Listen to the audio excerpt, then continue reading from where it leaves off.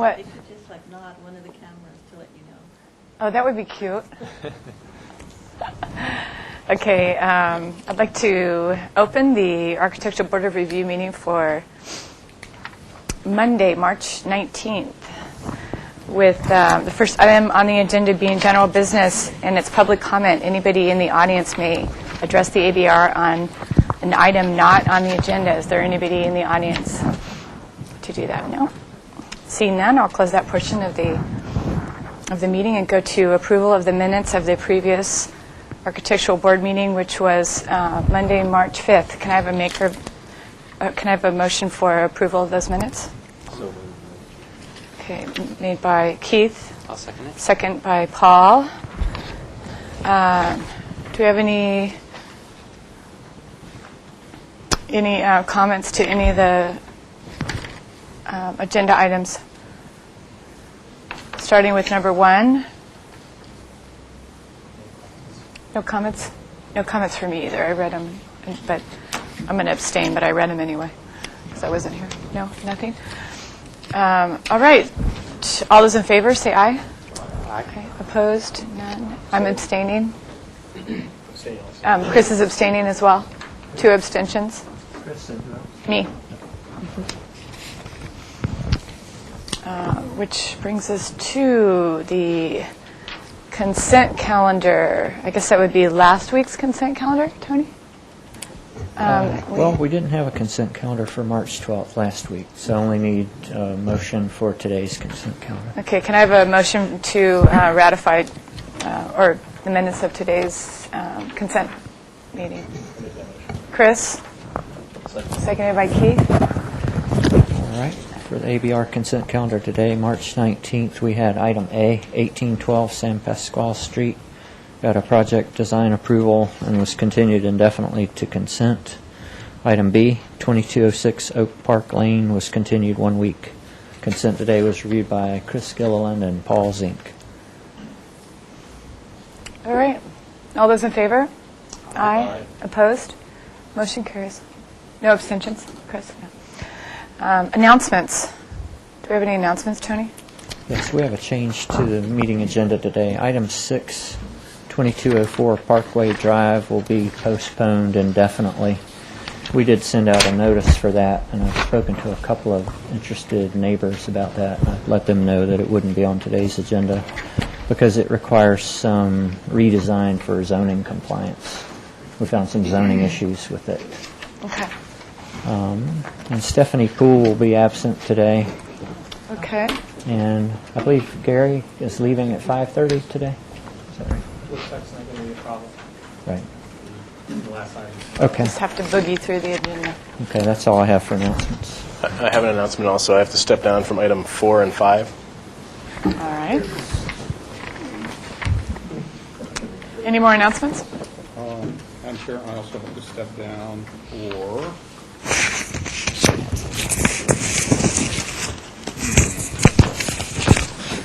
think it's item 4. Is that the Mason Street one? It's item 5. 5. Item 5. Item 5 is, okay, there'll still be 4 of us.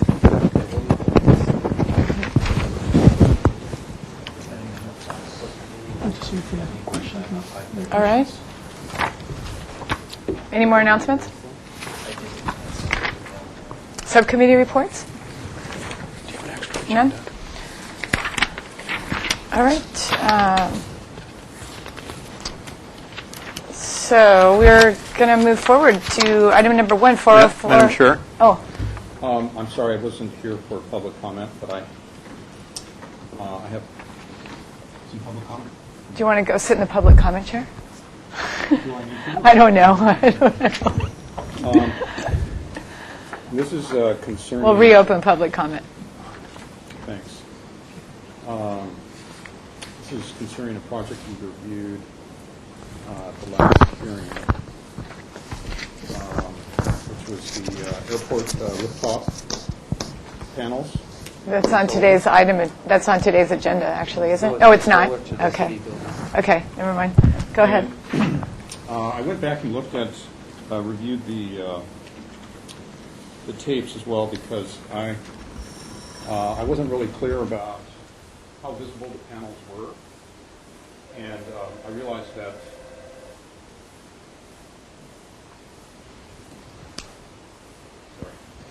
I went back and reviewed the videos of the presentation because I didn't recall hearing how visible exactly the panels were, and we did have some photographs.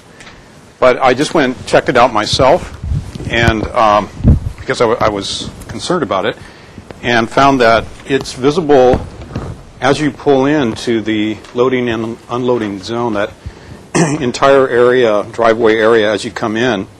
And as you stand there at the unloading zone, it's very visible along the ridge. In fact, these photographs really don't quite do justice because you can see all the support system underneath. It's not just a black line. It's the whole structural elements and cross bracing and so on is visible. And presumably, as you go forward closer to the front entrance, you would continue to see it up until it was blocked by that parapet there. And then from the other side, also from the street out in front, I don't know the name of that street, but don't recall at the moment. But from the opposite end, coming from the other direction towards the airport, it's also very visible on that roof. Again, not just the panels themselves, but the support system, and from this angle, the relatively haphazard edge that it's got there as it tries to meet the other roof. And it's specifically stated in the solar ordinance that panels shall not project above the ridge. And then there's a whole list of other directions that are given in the solar ordinance, which this installation violates. And again, I mentioned this during the review of this presentation last time, that this is a signature project for the city. It's one of the most visible elements to anyone coming to or leaving the city of Santa Barbara, and obviously says a lot about the architecture of our city, and that we would allow an installation like this on a project that is that visible and that so obviously violates our ordinance seems to me to be a real mistake. Thanks, Kirk. Would staff like to comment on that? Yeah, I just want to clarify, this item's not on today's agenda, so it's more of a informational item, Mr. Green, to note. And also, I think it's incorrectly stated that it's an ordinance. There are guidelines in play, and this board has the discretion to follow those guidelines. Although, when you don't follow the guidelines or the guidelines aren't followed, typically it should be stated why some hardship or some special circumstance exists that would not allow them to be followed. And I think in this case, I heard that it was an as-built, already installed installation. It would be a great hardship, I guess, to retrofit it to make it look better, and that the solutions offered were not an improvement. So with that, I think if you're requesting a reconsideration, that could only come from the people that were on the prevailing side. You were opposed to the project, and I think you're just restating your observation of a site visit that revealed some additional facts that I don't know if it's The request to have it reconsidered would have to come from someone on the voted for the That's project? correct. Okay. So I'll just leave it out there then for the board. I think there were options that were recommended as part of the presentation, which would have made the installation less visible, and none of those, I guess, were seen adequate by the board. But in any case, I'll just leave it out there. All right, thanks, Kirk. And I wasn't here, so I'm a little out of the loop on that one. So, for your consideration. All right, moving on to item number 1, 404 William Moffett Place.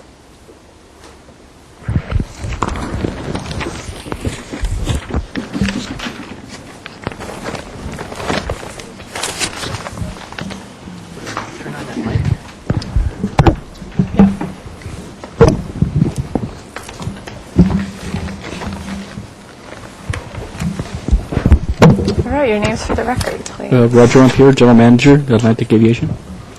John Love, Kim Lilly Construction. All right.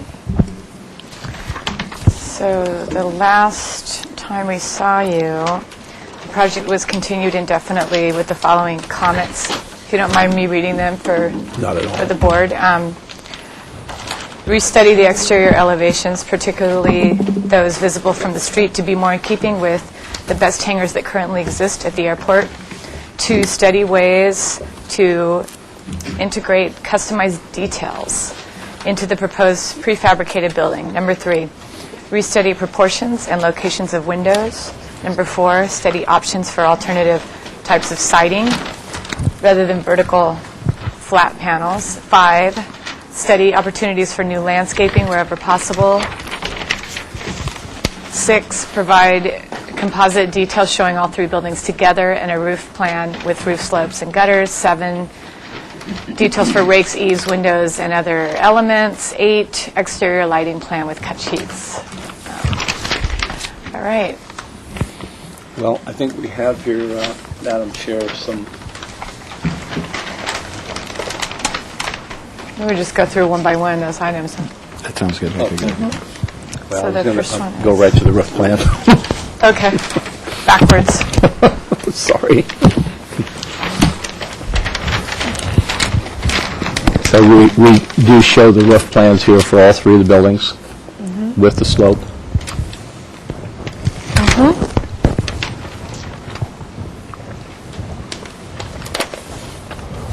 You have a composite elevations. That's what you're bringing out right now. Yes.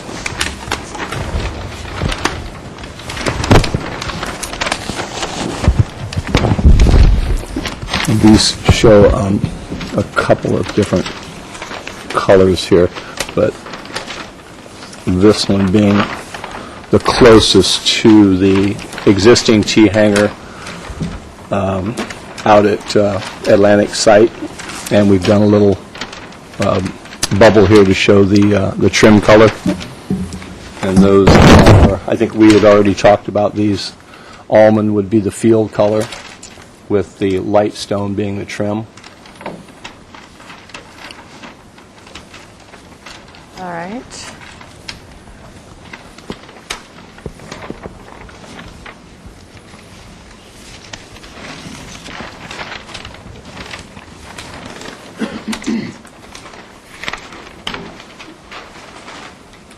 And I did bring a detail that the manufacturer provides for us that shows the gable trim that we typically use.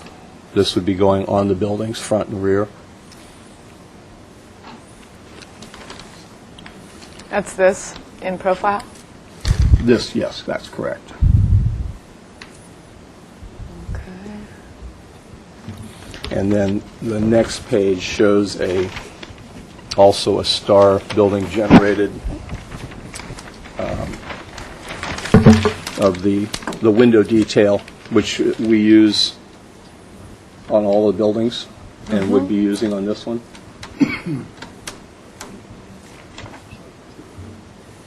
All right.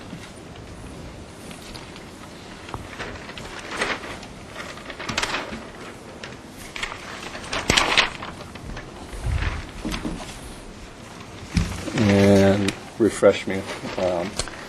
Let's talk about number 1, restudy the exterior elevations, particularly those visible from the street, to be more in keeping with the best hangars.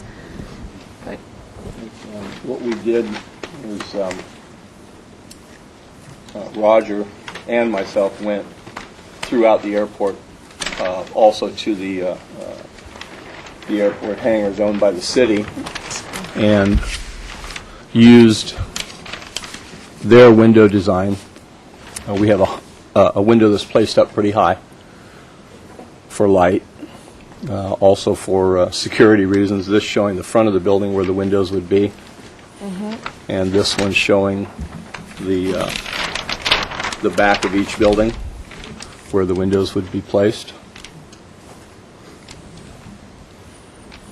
You have a picture of the existing window?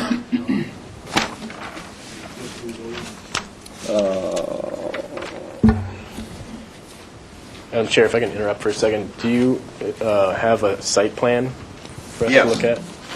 Yeah. Looks like A 1.0 and 1.1 are not in the set. Oh, you got it. Okay.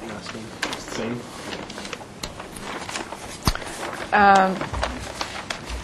Okay, let's talk about, we got the elevations. Number 2 was study ways to integrate customized detailing.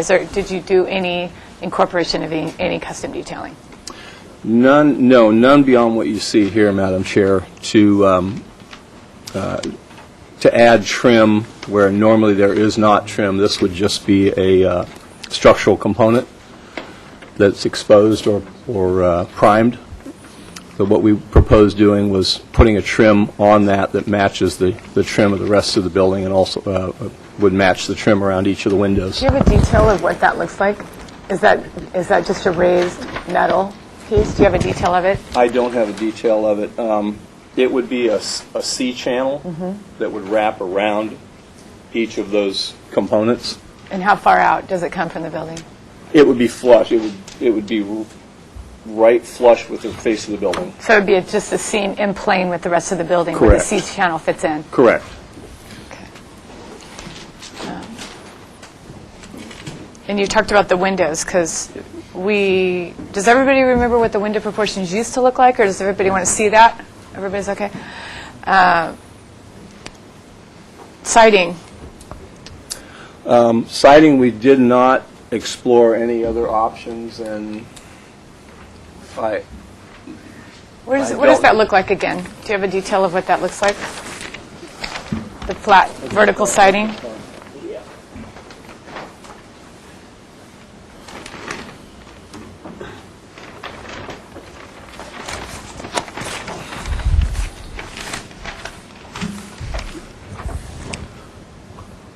this gives you a pretty good idea or fairly good idea of what the panels look like. This is a roof detail, but it's the same panel configuration.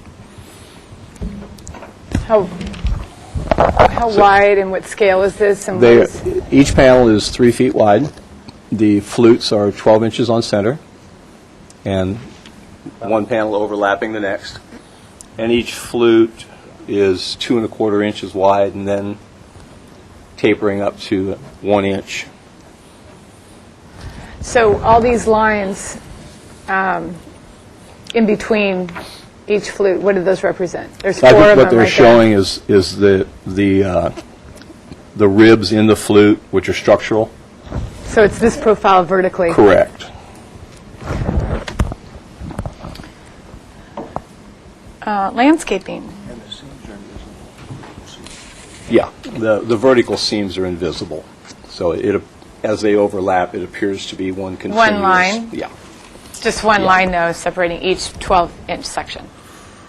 3-foot panel. 3-foot panels, correct. So, Correct. So this is a panel, so these lines don't exist. Oh, no, they do, but I think what Mr. Lilly is saying, that as each panel is placed, there is no seam, there's no visible seam between the panels. There's an overlap of the new panel onto the previously placed panel. Does everybody understand that? Okay. Landscaping. Roger. There is no additional landscaping. We are not allowed to put any landscaping on inside the AOA. I think we looked at these last time we all met. Right. Exterior lighting. There is existing lighting, pole lighting, As far as exterior lighting for the buildings, none. There is no electrical Nothing proposed. at all for this project. All right, anything else for your proposal? Okay, then we will have public comment. Do we have any public, is anybody in the audience who would like to speak on this project? No? Okay, questions from the board. Kirk? So the vertical lines shown for the panels on the elevations, those would be the only visible vertical.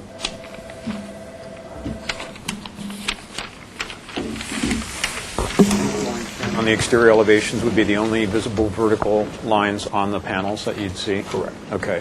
And then, but on the detail there, it looks like the length of the panel is,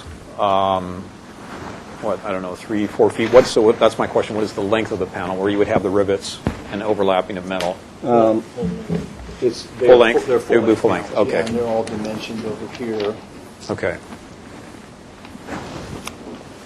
So there's no break, there's no color change. Any more questions, Kirk? Yes. Is it possible to make the doors a different type of panel? Are there any options in terms of panel treatment?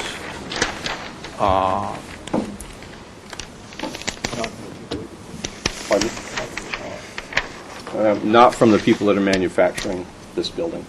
But there are other manufacturers. Is it possible to use other manufacturers, or is that not an option? Should I introduce myself? Mm-hmm. I'm Mr. Lilly with Kimberly Construction.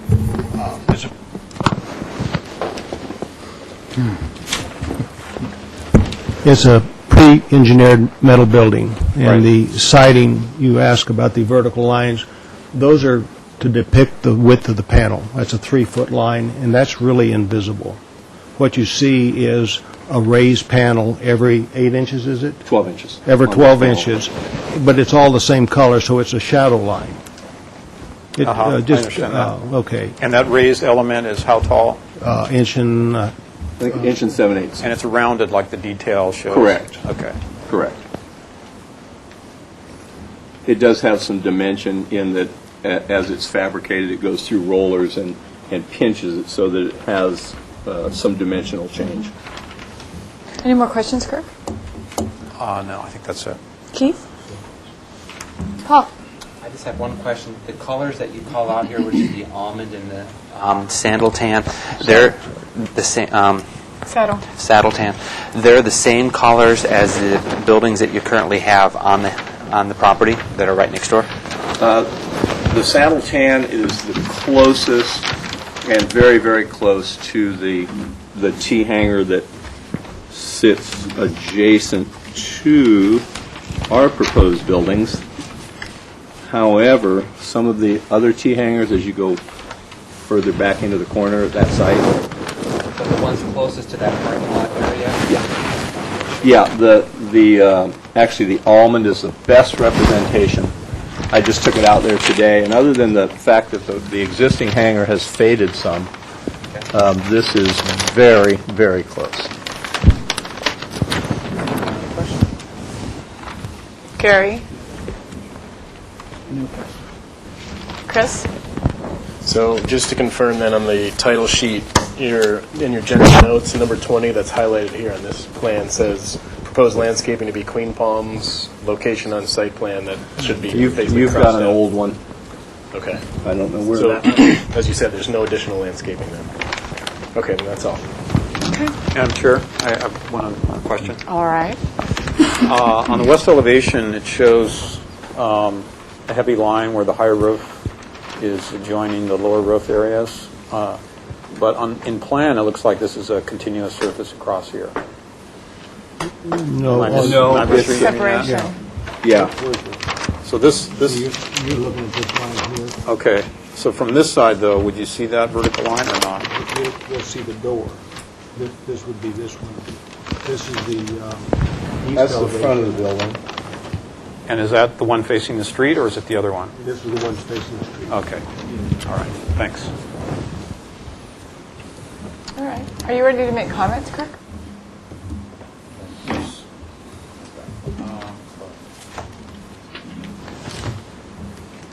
I think this is an improvement over what we saw last time, definitely. And I appreciate the adjustments being made with the window proportions and also the breakups that are being shown in the windows. I think, though, that one of our comments, I don't have the notes in front of me, but one of our comments was to particularly look at the elevations facing the street and to provide architectural enhancements to those elevations. And all I see is a change in the window proportions. Actually, that wasn't our comment. Our comment was to restudy the exterior elevations, particularly those visible from the street, as you say, to be more in keeping with the best hangars that currently exist. Okay. Well, I guess I would see that as also providing some additional detail, architectural detail. For example, on the well, there's many different ways that could be done. So although I appreciate the movement that's been made, it seems to me that more could be done to give this building a little bit more character and interest from the street.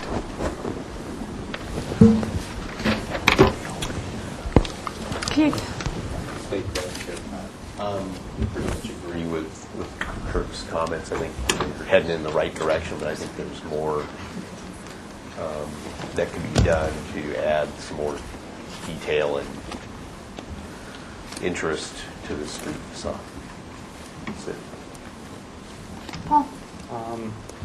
Actually, I'm happy with what I see. We pushed you extremely hard, and the last time was really hard, but you have to realize before we were looking at translucent panels versus now we have a framed window. So when we say about the detailing and looking at the way the trim comes around and you're inserting a window, this is exactly what our town likes to see. And so you're on the right direction. I'm happy with what is here. It's appropriate for our community, and I appreciate you for sticking it out. Gary?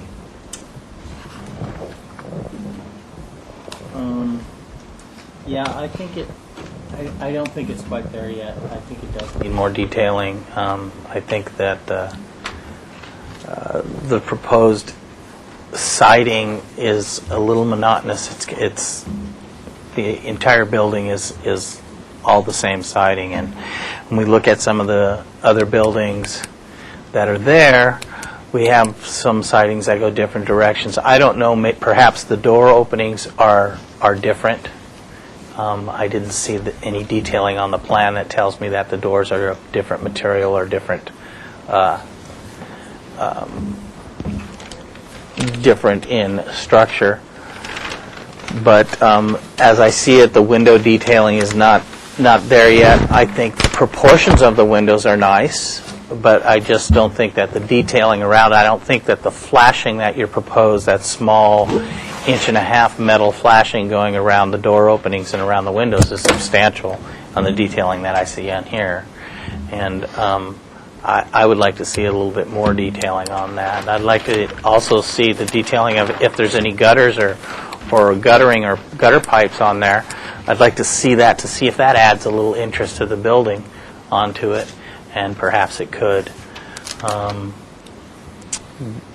I'm still not satisfied with the solution of the landscaping. If landscaping is not allowed on the portion where the buildings are, I would suggest that we have an increased amount of landscaping on the parking lot side for this project. So I'm really not satisfied with your explanation of the landscaping. I still think it needs to be more than studied. I think you need to have a solution.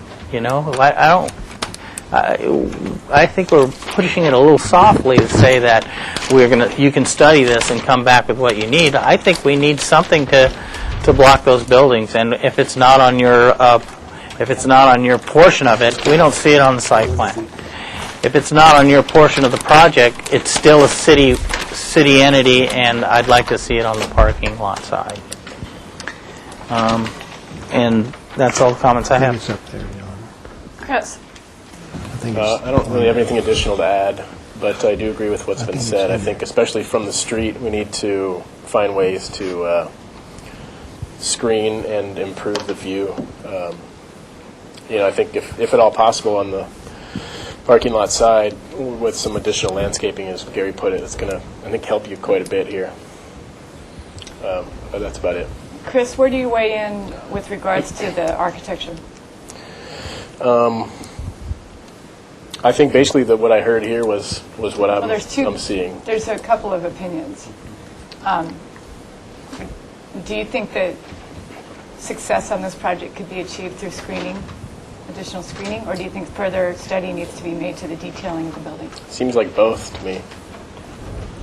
Okay, I'm going to agree with Paul, actually, that I think that I myself am okay with the architecture, but you can tell that we're not the majority now, and the direction of the motion is going to be to return with some other way of incorporating custom detailing. I have kind of a question, actually, back to questions. Did you take photos of the buildings that you studied to get your inspiration for the taking inspiration from some of the better examples of the hangars? Did you take photos of those buildings? I don't have them with me, but we not only took some photographs that Roger sent me, but I personally went to all of the hangars, and the details for the windows are exactly what we didn't show it because that's what there. We showed it because it's pretty much industry standard for window trim. That's not to say we couldn't do something else. Well, if that's going to move some of you, then we'll. Because I have a feeling that the motion is going to be a carry forward of some of the previous motion items that were from the last meeting, and I want to make sure that you are clear as to what's being expected, and if there's any clarification you need. That, for instance, Gary is recommending additional landscaping, and possibly Chris, but I want to make sure we give them clear direction on like where do you expect that to happen. I'm looking at a site plan with a parking lot with already landscaping on the parking lot. Is there? We do show screening on the chain link fence. Well, on the plan here, It's a very small site plan, but on one plan right there, it's written on there that you're proposing some trees. That was from the original site. That's right.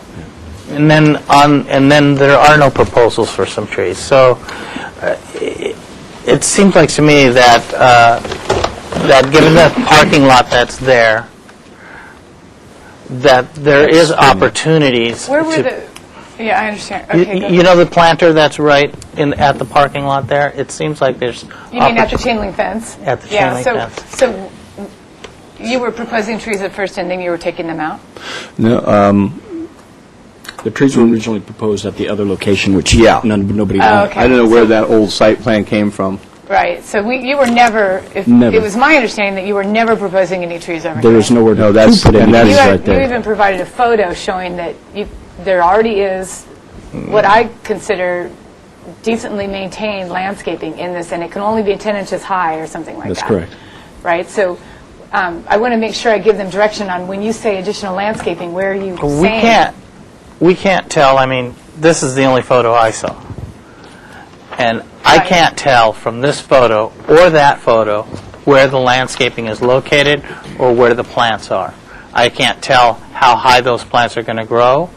I can't see if there's any screening at all. So if in fact there are trees located, perhaps I would rather have them located where it's going to screen the building more. I want information on how that landscaping should screen it. And if the existing landscaping can't screen the building, then perhaps it needs to be moved, relocated, or replanted so it can happen.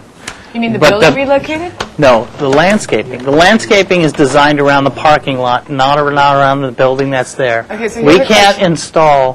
we can't put plants or anything on the opposite side of that chain link on the scope of work of the project, then I would suggest that we put them here.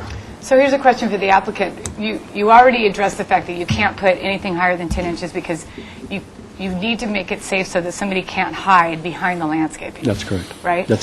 So what Gary's asking is, can there be trees so that there's a canopy tree, for instance, that doesn't have low-lying limbs, but that are more like what you're showing on your drawing here? Is that an option? That'd be right up against the fence in that. In the planter, that Gary's holding the photo small of. planter. The parking lot was built about 3 years ago. We did the landscaping. I don't see where you'd be able to put the landscaping. That's not a very good representation. Hand me this photo. What Gary's asking is there ways to provide additional trees up next to the fence on the parking lot side of the fence that would provide screening for the building that you're proposing? Not unless we started taking out car parking spaces. How wide is that planter? It's only about It's only about 18 or wide. 20 inches wide. Okay. So the reason I'm asking all these questions is because if we write in the motion that we're sending him back to provide additional landscaping, and then they come back and say we can't, it doesn't make any sense to keep getting at asking them for additional landscaping if they can't add any. If it's only, we don't have a site plan that was to scale, so it was hard for us to Understand. see what you had available. And as we've stated before, this is a TSA, is it TSA? Yes. Guideline that we're following. The screening that we're showing on the fence, TSA will allow. That's The a screening of the that's a- fence- That's a 10-foot fence, isn't it? Correct.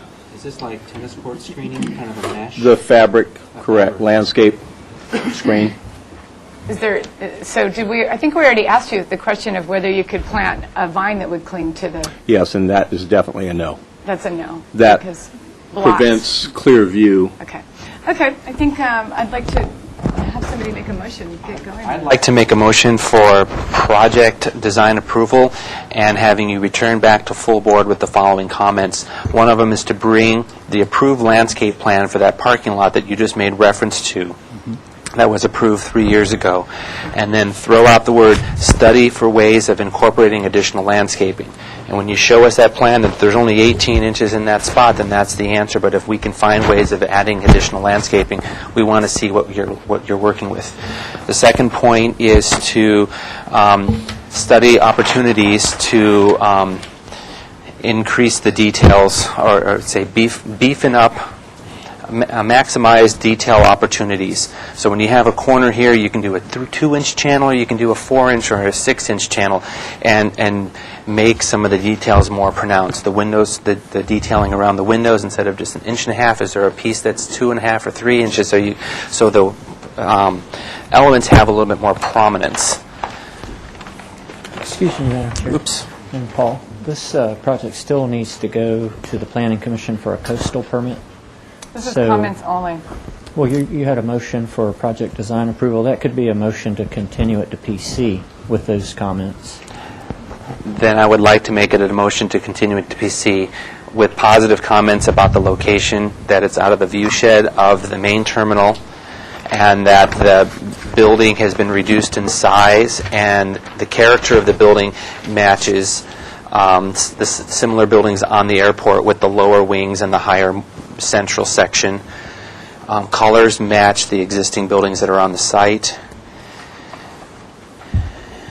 I lost my train of thought. So that is a motion that I'm floating. Do I have a second for the motion?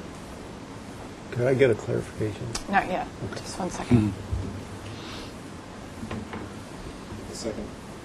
Seconded by Chris.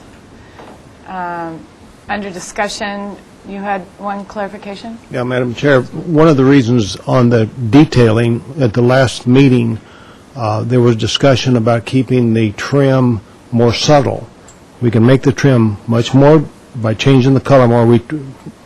We selected, after going over the architect and the comments that were here, that we'd make the trim subtle. So if we want the trim to stand out, just make it darker, make it bigger. That's not a problem for us.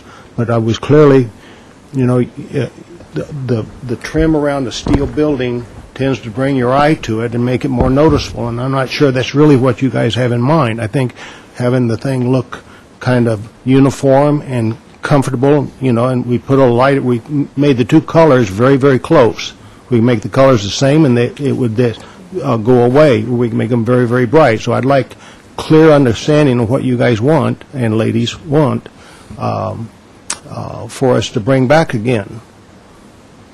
I think that what the board is saying is that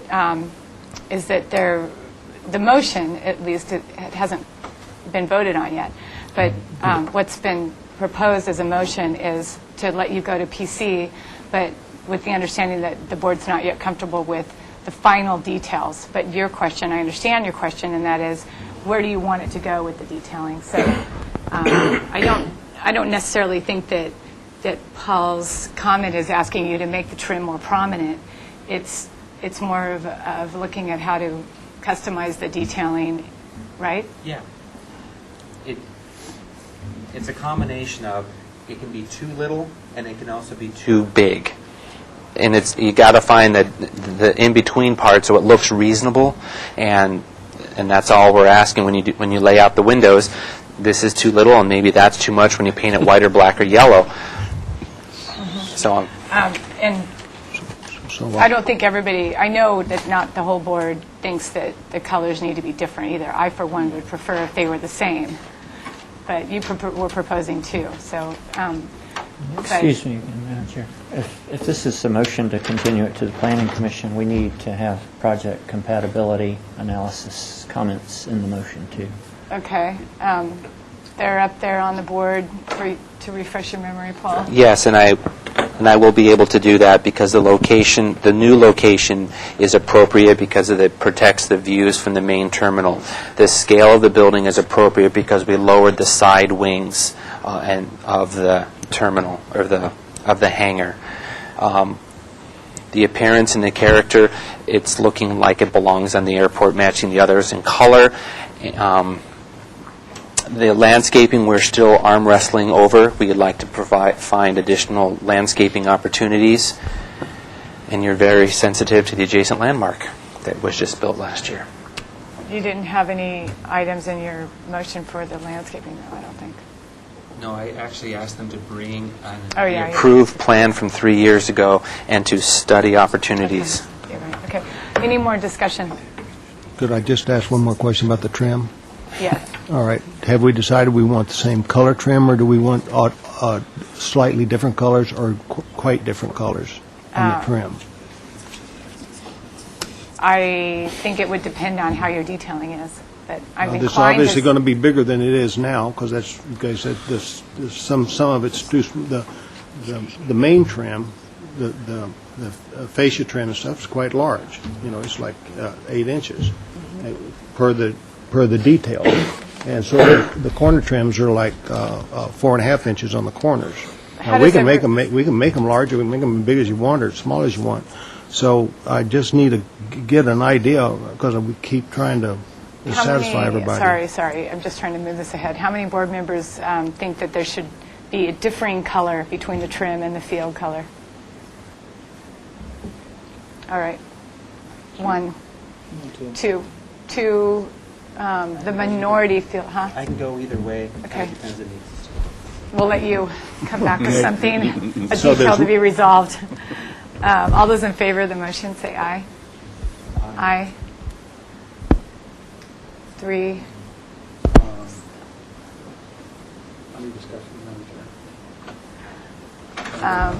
Okay. I think before the vote, I'm... Okay, that's why we were under discussion. Let's go back to discussion. Go ahead, Terry. I just would want to add that further architectural enhancements, we would also be looking for further architectural enhancements on the facades facing the street. Could that be considered along that same comment of detailing? I think it's a bit more than the size of the trim. I'm talking about more than the size of the trim. As the maker of the motion, I'll let you hear what he said, and what he's saying is try to make it look as pretty as possible from the street, because that's what we all look at, but we don't need to add it to the motion. You know what people are asking for, and leave it at that. Okay. All those in favor, again, say aye. Aye. Opposed? 1, 2. 2, okay. 3 in favor, 2 opposed, 1 abstention. Motion carried. Thanks. Can I, with that one, barely. with the trim color, that means 2 wanted different colors and the rest wanted all the same? I think that a couple wanted the same. Yeah. At least one didn't care, and the rest, nobody said So anything. it's 2 and 2 and making one, oh, brother. I'm getting to know you guys way too good. Well, when you figure us out, will you let us know? I'm kind of old already. I don't think I can last that long.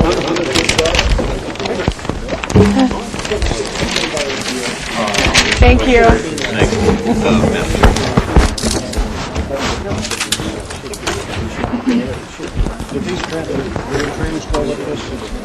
All right. We're running 5 minutes behind, and we're on to item number 2, 901 Olive Street. Please approach the table. Can I put that under there? Yeah, that's fine.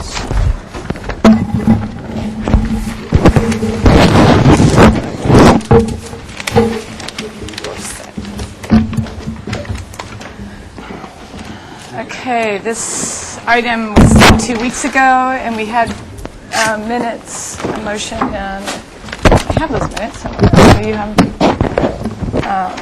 and I'm not going to reread them all in an effort to save time, and I'll just let you guys go through all of them one by one. And I wasn't here 2 weeks ago, but I reviewed the submittal from 2 weeks ago, and so I'm up to date now on what's going on with the project. And I'm going to let Paul for just a few minutes sit here while I take a 2-minute recess, and we'll go ahead. I'll be right back.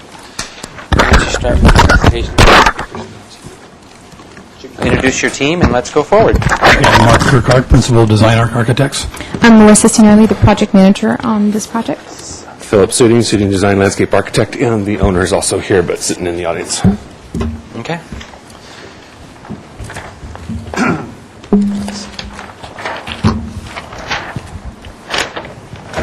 So this is the colored version here that we've got for the camera and black and white versions there. So we did do a complete survey of all of the surrounding streets on both sides. And I think the point that I made last time was that within the block that our building is located on, there's a substantial number of flat roof modernist structures. Here we're showing the east side of Olive Street, which is across the top. This is a combination of multifamily apartments closer down towards the corner, and then some more individual smaller structures. Some of them are duplexes, units in the back, and so forth. But that's the street. That's pretty much the entire street.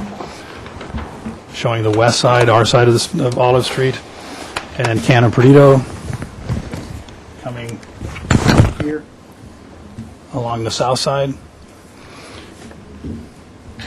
And that we even went up around on Carrillo to make the point that there's a lot of these flat roof structures back in here in the center of the block. So that's what you asked us to do, and we did it. As far as how that relates to our building, I'm going to move to the sections, because we did some full sightline sections. As it turns out, all the properties, too, on the east side of Olive Street are somewhat elevated. I don't know if you've actually gone and made a site visit there, but the finished floors, most of the yards themselves are up a number of feet, and then there's steps up to the raised wood floors and so forth, so they're actually quite a ways above the street. One more, sorry. So here's one of the site sections through, with this being Olive Street, and this is what I was referring to. So say from the sidewalk, you can see that the yards build up, and those vary along the street at various heights. But the point we wanted to make here is from the sidewalk, the sight line, even if you can see through the trees, which I made a pretty good point last time of of how the existing tree cover pretty much screens our building. But even if the trees were gone, the sight line does not allow you basically to see that piece of the mast that's sticking up on these mezzanines in the middle of the building. So, we can have another one of those too.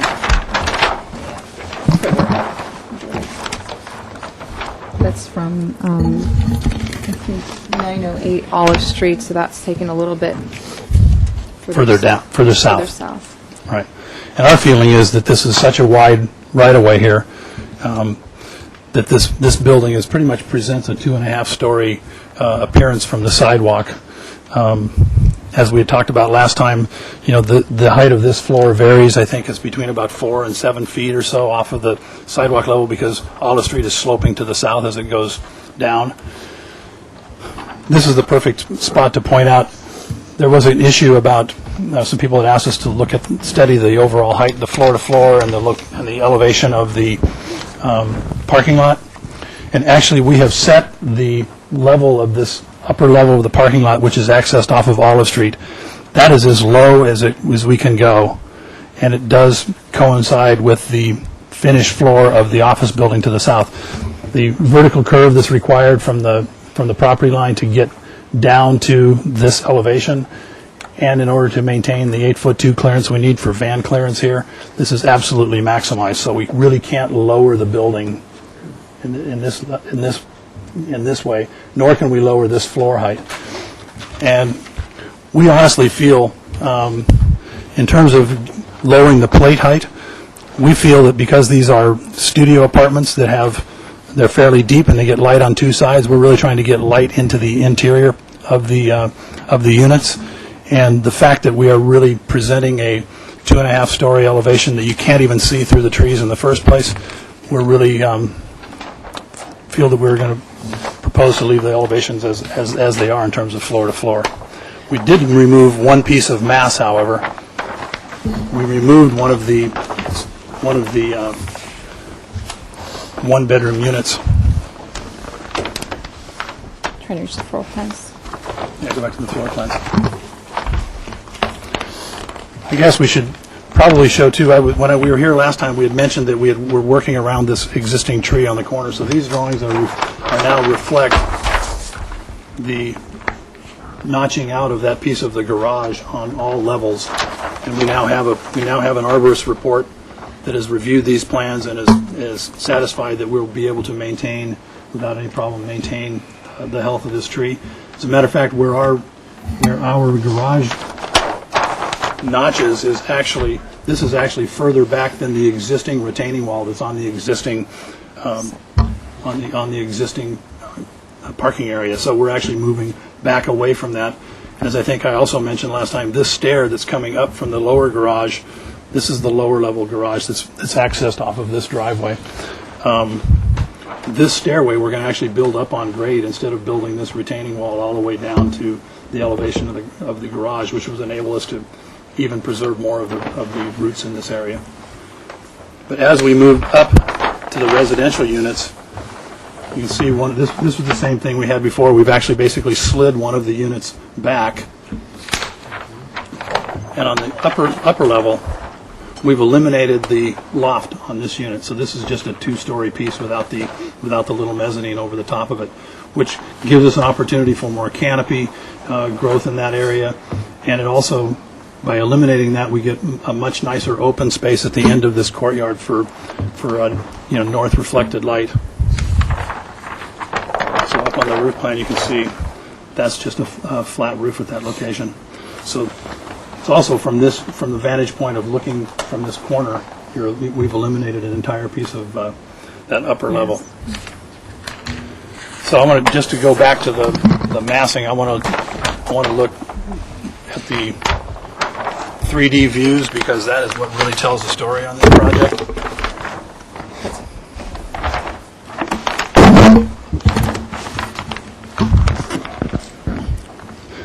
So these are the two views from Olive Street in both directions with the existing tree cover. So this is really what you're going to see. If you're across the street from these residences, by the way, you're looking through yet again another row of olive trees. So the perception of the height of this building is you really don't see it, even though, as this view shows, we've removed the trees, and it pretty much falls in line with what we showed with the site sections, and that is that you really don't see that upper straight-on shot. It also shows from in this other view, which is a more straight-on view. Once again, this is what the view is like from across the street. So you really don't see this part of the building, but when you take away the trees, you still have very little view of just the little eave of that upper level that pops up. Moving on to, this is probably as good a place to look at it as anywhere. There are some suggestions to maybe do some additional enhancements to this corner building to bring it more in kind of in play with the new proposed structure. And there was also some concern about the proximity of the equipment screen. There's no equipment screen on that building now. If you've gone to make a site visit, you walk up Olive Street and look back down to the south, you can see the entire roof. You can see all the old, some of it's abandoned equipment and everything else, so it's really a problem. Yeah, there's a photo of it. You can kind of begin to see this is just from standing on the sidewalk. You don't even need to be elevated at all. So the equipment screen is going to be very important. We had, in the previous scheme, we had the equipment screen so that it related to the glass line of the lobby. That was why we had it out closer to the edge of the roof, and there was some concern on the part of the board. So in studying it, we've come back and we're going to propose building a plaster parapet up on the roof that basically will mimic the proportions of the lobby itself, and that allows us then to set back the equipment screen. I'll go to a roof plan, like here. So this essentially mimics the volume of the lobby, and that enables us to push this equipment screen back 15 feet from the edge on this side and 10 feet on the edge on this side. Most of the problematic issue in terms of viewing that equipment is from up here on Olive Street looking down. You know, once you're down below here, you're looking up, you're really not going to be seeing that. A few other things we did is we proposed bringing some of this board and batten detailing that we've used on the residential portion of the building down into this lower area, which is the entrance to the Santa Barbara Rape Crisis Center. And we made another nice finding on the site plan that I think is very beneficial for the project and for the neighborhood, and that is that by looking at the this one's fine.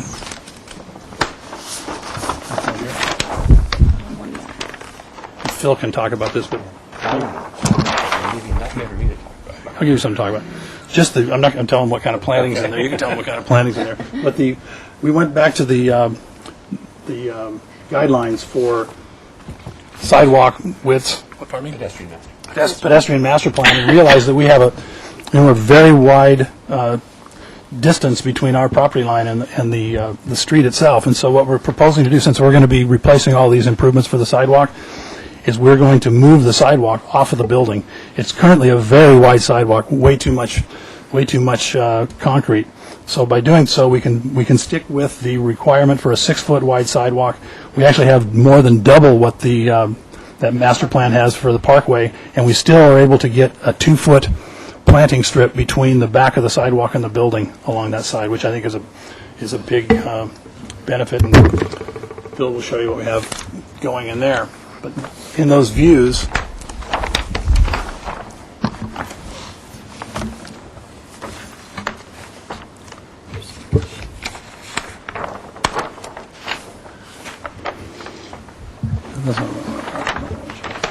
sorry.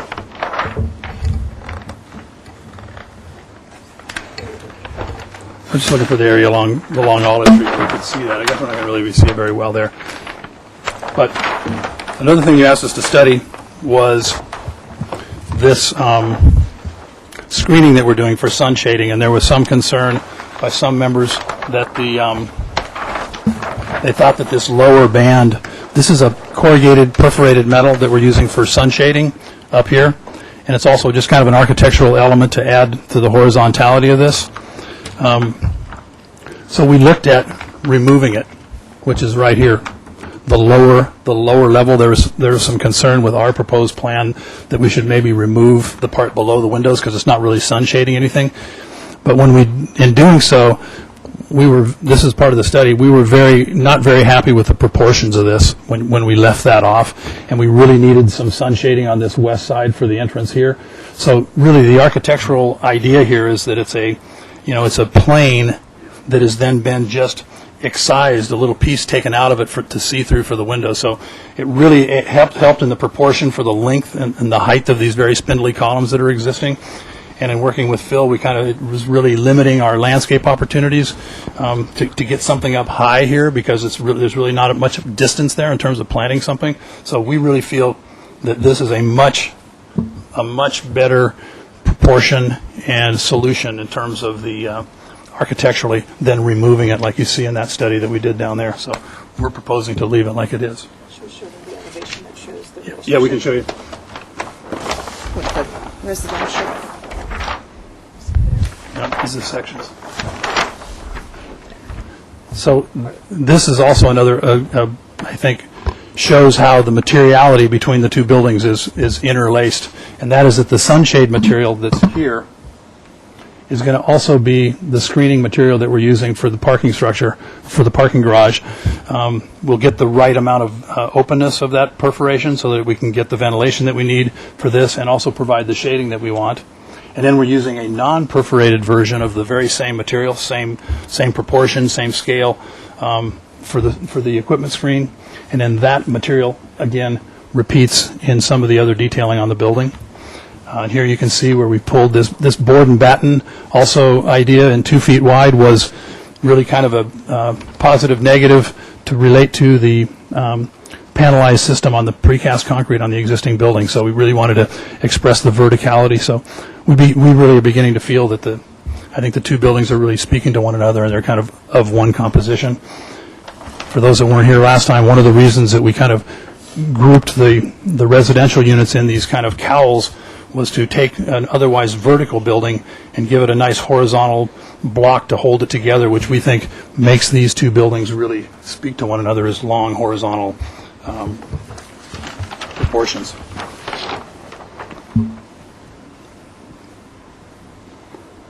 We're going to have a landscape plan on the utilities issue. We have some real benefits from reworking the parking garage. We were able to get storage now on both levels for residents in these two corners on 2 levels. And in this, this is a meter room off of Olive Street, so our water and gas will be coming from here, so it'll all come in here and we'll have them on the wall stacked up in this room. So we have 2 storage on this level and in the level below. Excuse me, yeah, one more below. We have it on one corner here, as well as the trash in this corner. And we're overparked in terms of bicycles. The other thing we did is with this plan is we've actually flipped the elevator and the stair to move the elevator back and get it even further back so the elevator overrun is even back further from the street and more in the middle of the building.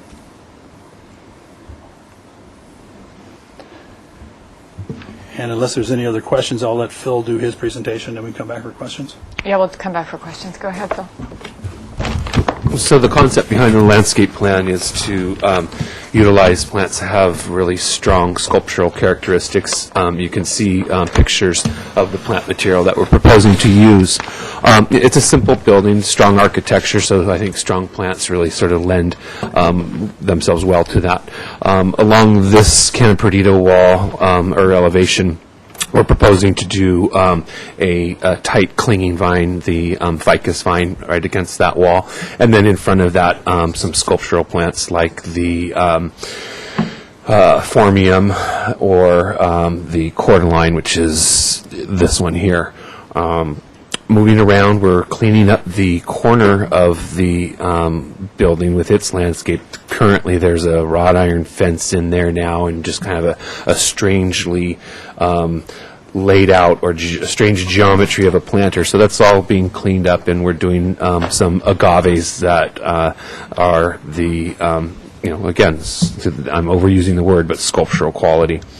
Moving around, as Mark was talking about with the additional landscape we're putting at the foundation of the building along Olive Street, more agaves, smaller agaves, so that they don't interfere with people's ankles and bite their ankles. But it's just a very simple line. That line continues up through the residential area here.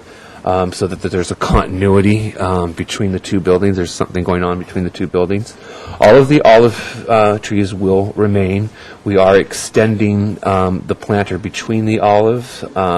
Right now they're just in cutouts, pretty generous cutouts, but we feel that we can extend them, connect them, and then get a whole greenscape along the back of the curb on Olive Street. Moving around the building more, this is the existing ficus that we have an arborist letter, and I handed that off to Mr. Gilliland to review. I don't think there's any, the arborist felt comfortable with what the new footprint was doing, so I think we're good there. We do have a bunch of trees that have X's through them. Those are the palm trees that exist now, and those are the Washingtonia, the Mexican fan palm. We propose to relocate those, and the arborist feels that's very easily done. Those would be relocated down here to give some scale to that elevation, and then in between the buildings to give some scale there, and then we'll probably have some extras as well. Moving to the back of the project, you'd asked us to look for maximizing landscape spaces and getting as much landscape as we could. This was, I think, a good solution here because that really helps that portion of the building. We did look at the potential of putting landscaping there, but we can't because that is where the property line is, and we only have really an easement to this parking garage, and that it's not our property to plant on, so can't really get any landscaping there. And then lastly, within the interior of the project of the courtyard, we're proposing to do two large, like hot tub size, it may even be a redwood hot tub, full of like giant timber bamboo. To give some sense of scale and some screening. And then in these raised planters that kind of screen the units, proposing to use something like the Chamadoria palm. So kind of real nice, kind of lacy, scrimmy, if that's a word, scrim feel in the courtyard. Scrimmy. I don't know how to spell it. Maybe some autocorrect would pick it up. So that's basically it. The palette is, again, like I said, I'll use it one last time, very sculptural and strong lines. All right, thanks, Phil. Do you have anything else you want to add to your presentation? You touched on it briefly, just because we know there's going to be a letter that's going to either be read in or someone's going to be here to speak about it. We have a 20-foot easement here for ingress and egress, which is currently being used for the parking lot, which we will continue to use. And actually, when we get this done, we'll have two entrances to the parking lot because one comes off of Olive and the other one comes off of down below. So there actually will be less traffic coming and going into this parking lot because it's going to have less parking spaces than it has currently. Yeah, because half of the parking is going to be coming from the upper level here. And right now it all comes from here? Everything comes from the lower level. All right, we have two public speaker list and a letter, which is here. The letter... Has everybody read the letter? Do I need to read this letter?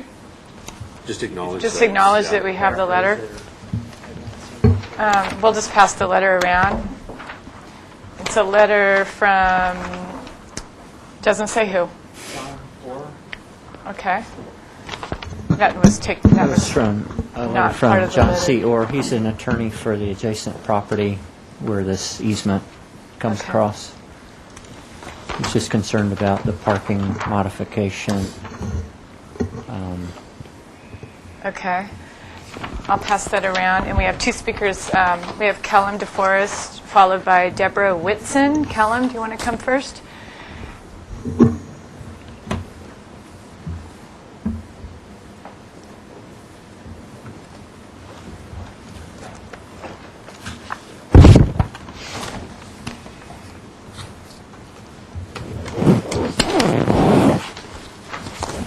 Good afternoon, Kellen DeForest. I think we've got here a case of creeping modernism, that the office building, which I thought was too modern when it was built, is now morphing into a huge 51-foot addition for these apartments, and I think it is not compatible with the neighborhood. I think it should, both from its monumental height, 51 feet is almost up to the 60 feet the maximum allowed, and I don't know. I guess the 51 feet is because this is all commercial. Does the zoning include the whole block? I mean, the whole area where the apartments are going? Because this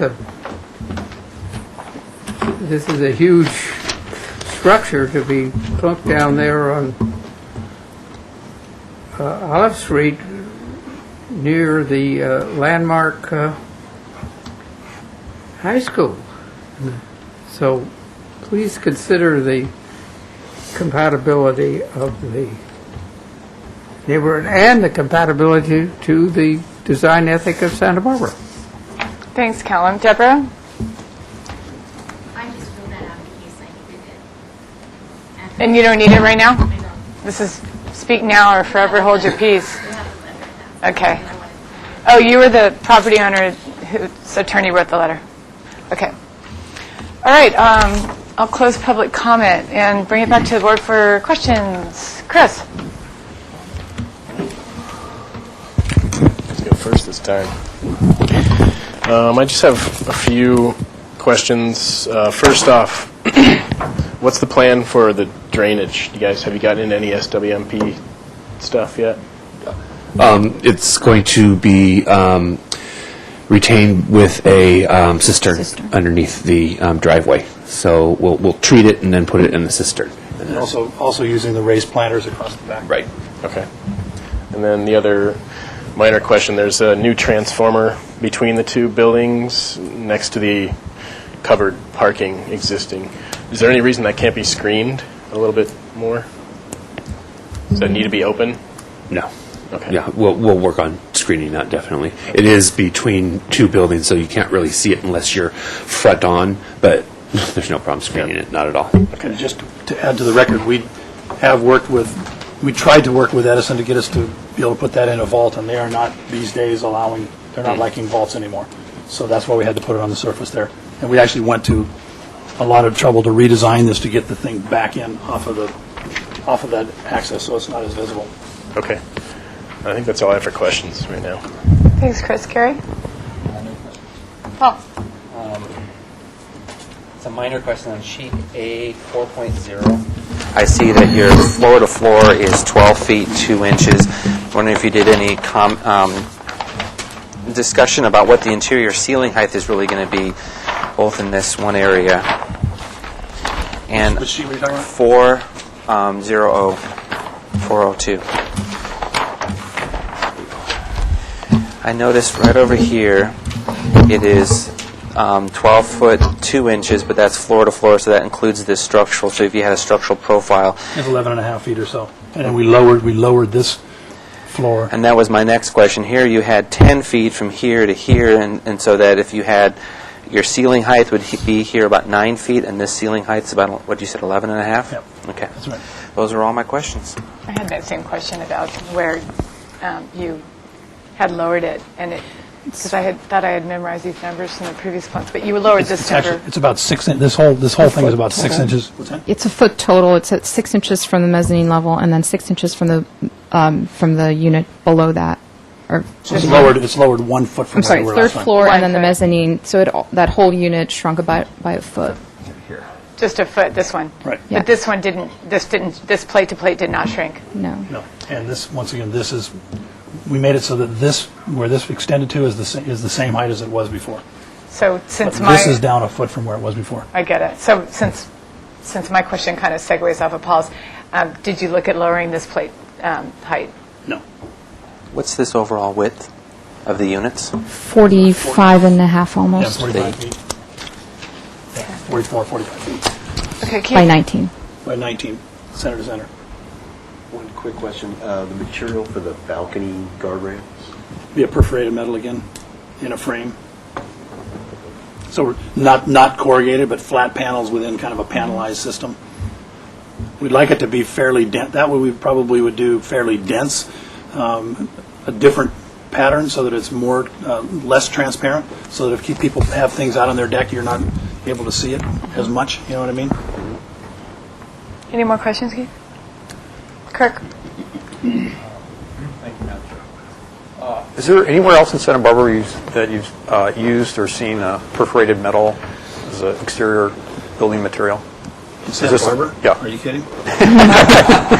Well, it's a lead-in to my next question. We've used it in a lot of places, Palm Springs and other places, but there's examples of it all over the place in Southern California.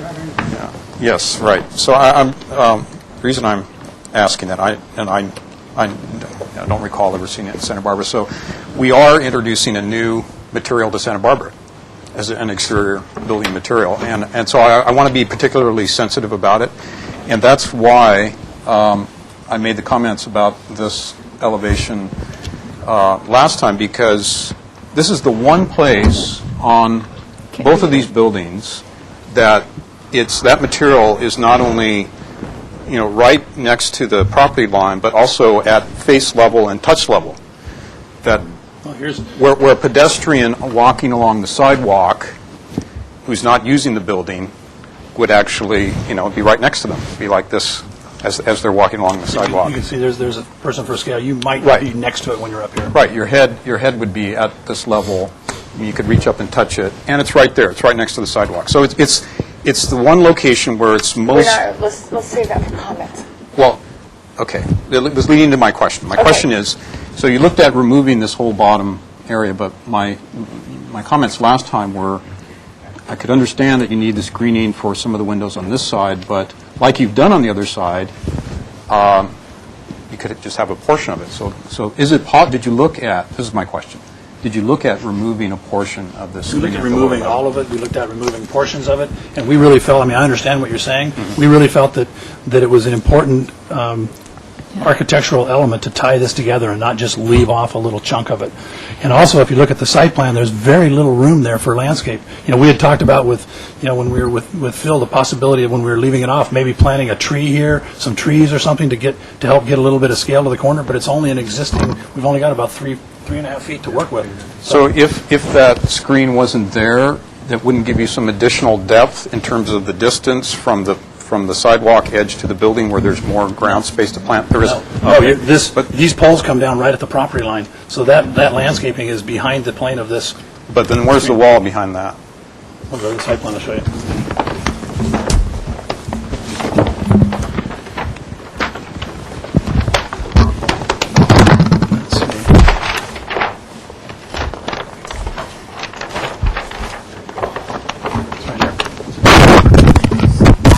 Those columns come down. Right. Those columns come down just inside the. So that's exactly what I'm saying. Yeah. Because if you put the screen out at this level, then you're obscuring whatever planting can go on behind it. Whereas if the screen is not there, then you have that additional planter area. I hear what you're saying, but I don't agree. Any more questions, Kirk? No, thanks. Okay. Comments. Chris. Thank you, Madam Chair. Overall, I like the project. I think I actually wasn't here the last time, so I'll be abstaining. But just a few minor comments that I have. The first was that just finding a way to screen that transformer, very minor thing. And then, I like what you've done with the additional parkway. That I think that'll help to soften it from the street. The only other thing I noticed was along Olive Street, directly adjacent to the structure, you have sharp agaves next to the sidewalk, which to me is a safety concern. And it happened over at the Lemon Tree Inn, and I think it just slid through, but I can just see, somebody walking their child and face plant, which, I don't want anybody to get impaled, so I think a softer plant there might be appropriate. I understand you're trying to, use sculptural plants, but I think that's maybe a safety concern. Other than that, it's fine with it. Thanks, Chris. Gary? Thanks, Madam Chair.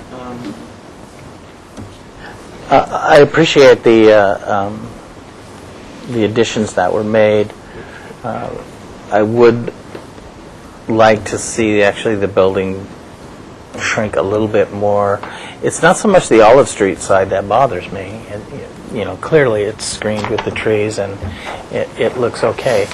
It's just the one view that you possibly get through the open parking lot coming up Cannon Perdido Street.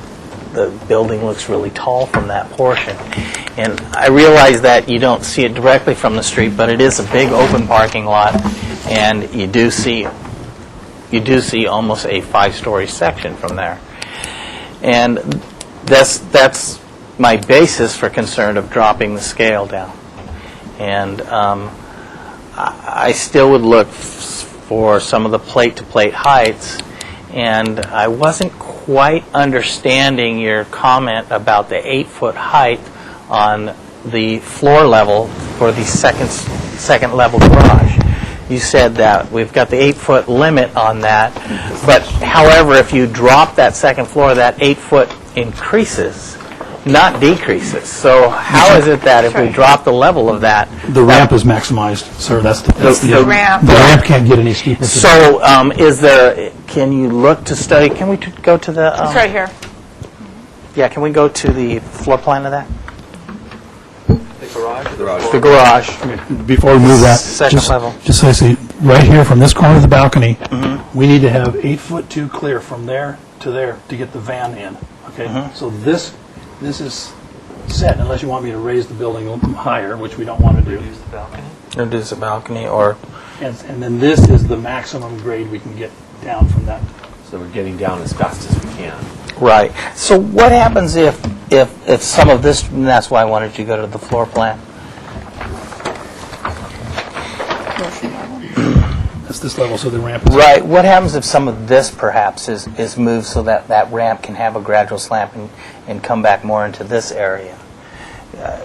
My point is that if you bring that slope, you can still have your percentage, you can still have it, but you can bring it back farther to this point to maybe lower it. You create a very... We can't make the parking work that way. Strange cross slope there. The cross slope where this would join the travelway, you couldn't make that work because this car would then have to sort of either jump that ramp or...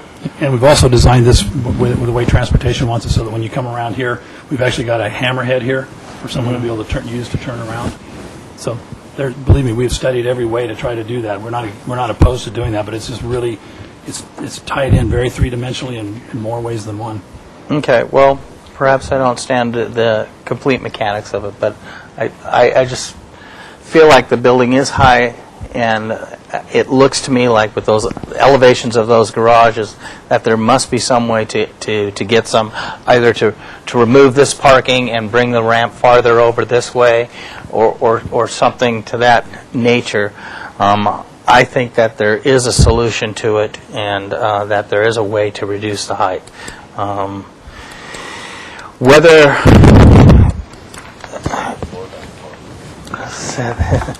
so that's just my comment, that I'm not really sure that our building height is set, that I'm really happy with the height of the building, but everything else I'm okay with the screening. I know it's very foreign to Santa Barbara, and I know that this architecture is very foreign to Santa Barbara, but that particular building on that corner has always been the modernist style, and it's always had a different look than the rest of Santa Barbara. So I think that lot in that area, it works. And I appreciate the use of the Washingtonians to bring it up there. So there's a lot of things that, although this is a large structure and there's a lot going in there, I'm okay with it. But it's just I would like it a little bit more reduced. And thanks for putting the little meter closet in there. I appreciate that. Thanks, Gary. I'll follow up on Gary that there are a lot of aspects of this building I think are great, and I'm ready for you to, I mean, from my perspective, going on to the staff hearing officer and take care of that element. Our purview is to review the size, bulk, and scale, and of the housing section, there are opportunities to lower it some more. I mean, if there's going to be some 11-foot-6 ceilings, I understand it's 40, 45 feet wide. I have to understand that and think about this, but I'm not going to say take it down to 10 feet because you're right, you need light from both sides, but maybe 11.6 is too much. So any opportunities to bring down the height, that's part of our responsibility on this board. If I remember right, the first time we reviewed this, the balconies weren't necessary for the outdoor living space. So maybe that one unit doesn't have a balcony, and we can drop the whole building by another 6 inches, perhaps. I'm not sure what the numbers are, but that's our job. That's our responsibility, is to make this building as, relatively as small as it can be and still create good architecture. Keith made reference last time that the parking mod is out of our purview, and I agree with him. The size of the building, whether it's 15 units or 19 units, the building works, the proposed structure that you're adding. The last part I'm going to say is the existing building that was here on the corner, if we look at it, it was a mistake. It didn't belong in our town, but it's now part of our town. Architecturally, it didn't match the theory of what we were doing, but we kind of changed our attitude now, saying we don't want to do fat architecture, and we try to stay more regional, localized in what we do. I'm not sold with this look, and that's just me as an architect, me as a designer. This does not belong in our community. And I don't see any pictures on that first sheet of the neighborhood context that have that perforated metalness look. Kirk made reference to that earlier. I have a problem with just the way that this is all looking, the way the columns are being done. This elevation here, and I won't be able to support the entire building if the architecture and changes from what I want to say don't belong in our town and don't belong in our community. So I'm trying to give you some advice of what I'm thinking does work that has been a little bit more on the novel side. And Upper State Street near El Pollo Loco across from Long's, there were some like rusted metal awnings. It's got some more character. Or maybe if they were wood slats, or some other more, I want to say more real, or not real, more natural building materials that were used instead of, and also broken up. I know you constantly were saying that you would like to have the horizontality and that you're doing this intentionally, but somehow this elevation broken up into thirds, this bringing up the stucco parapet, that's great. This works. So maybe if this got broken up into two pieces instead of, just all one piece, and you had a different shedded roof kind of thing on that one elevation. But move on to the staff hearing officer, take care of the parking mod, but the architectural dressing, I'm personally having concerns with the building materials that are being selected. All right. Thanks, Paul. Keith? Let's see. I think seeing the actual impacts of the notch for the existing tree on this iteration helps quite a bit. I think the gap that it creates there sort of creates more of the transition. More of the transition to the adjacent buildings. I like the landscape plan and the way it unifies the site, and I like the move here with the plaster at the corner.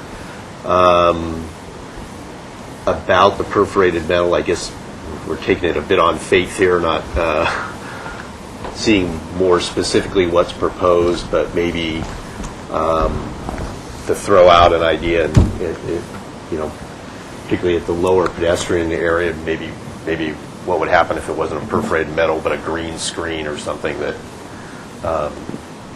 created a transition to the other material and got some more landscape in there. That's just throwing out a suggestion.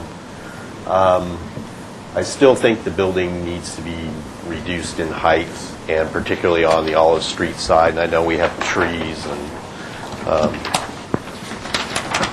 trees. Section at Olive. But the trees don't always last forever. This is good right here. And particularly with the notch, this section of residential units is kind of appearing more as like a kind of its own standalone mass. I think at the very least in this section that the floor to floors could be reduced quite a bit to create more, again, of a transition from pretty small scale residential to residential into the more intense commercial at the center of that block. You know, the bit about the height, I understand the throat, but you know, if this unit got smaller, then suddenly opportunities open up to lower all that. So I think definitely lower the heights, and particularly on the Olive Street side, and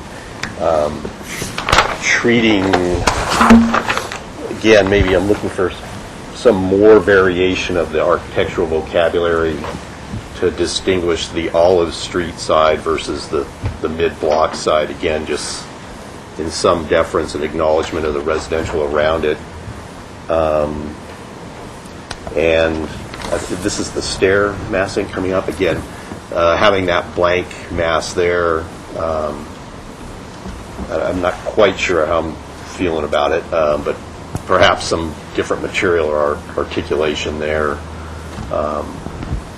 So I think the perforated metal would be something we would have to really take a hard look at with real concrete examples. There's plenty of other options for that. You know, we've studied a lot of other things, so we could. That's kind of a final. You know, we certainly can study that. I get hung up on it. And again, I am still looking for more movement on the residential Olive Street side in height and possible variation in the architectural language, just again to create more of a difference to that residential street. Thanks, Keith. Kirk. Madam Chair, I agree with most of those comments, and I think the neighborhood study really did help, because there is a large proportion of smaller residential dwellings, and even multifamily. Even the multifamily ones are smaller in size. So this is going to be very prominent. So I think the reduction in height that's been mentioned and repeated now is in order. I do like the changes that were made, particularly on the corner building, and I agree with others that there should be a reduction in that perforated material or different material being used, particularly where it impacts the public along the sidewalk there. All right, thanks. I'm going to remain neutral on the perforated metal until I see it, because it might be appropriate. We might really like it.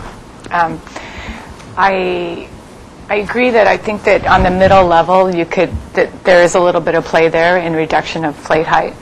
And the only other comment that I wanted to add, I think it's a really nice project, and I have complete faith in the architects that the detailing is going to be superb. So I think it's going to be a really nice project, and it's going to even upgrade and make the existing building a lot better. The existing building's never bothered me, but I think it's going to be even nicer. And the one comment I'd like to make, though, is with this screen that's wrapping around here, I wish it wasn't right at the property line. I understand and I agree, and I like the idea of this kind of ribbon window cutout on the corner there, Mark, that you were talking about. This kind of this sliver, this slice taken out. It doesn't read so much as a slice when it turns the corner.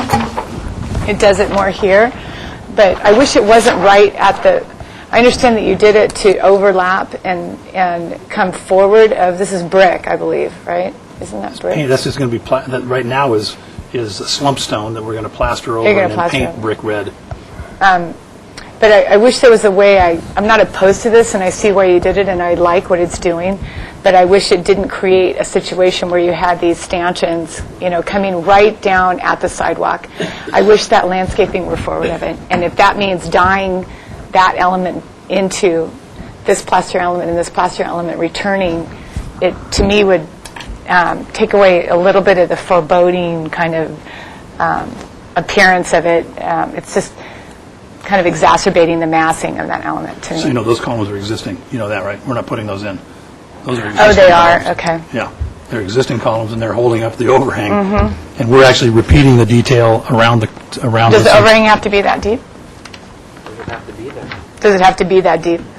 Take off an overhang on a south-facing No, facing window? not just that deep. The fact that you're As opposed using to- it to, and you're bringing this metal proud of the existing columns, so that You can put it then behind it. comes. So that, I was just thinking any way to make that a little less imposing to the pedestrian, in this kind of elevation. That's my comment.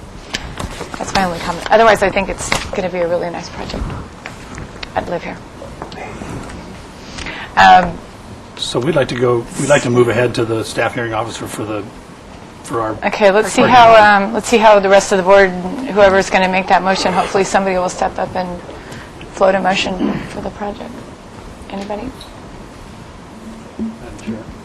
Yes. Okay. So this would be continued to the staff hearing officer with the following comments.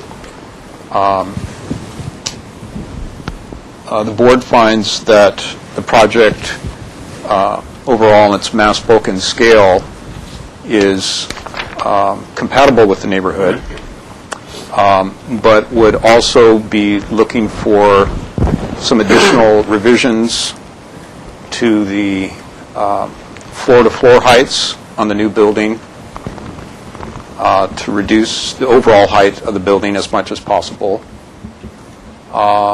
and reduction of the, or a restudy of the material or location of the material of the proposed metal screening on the existing building.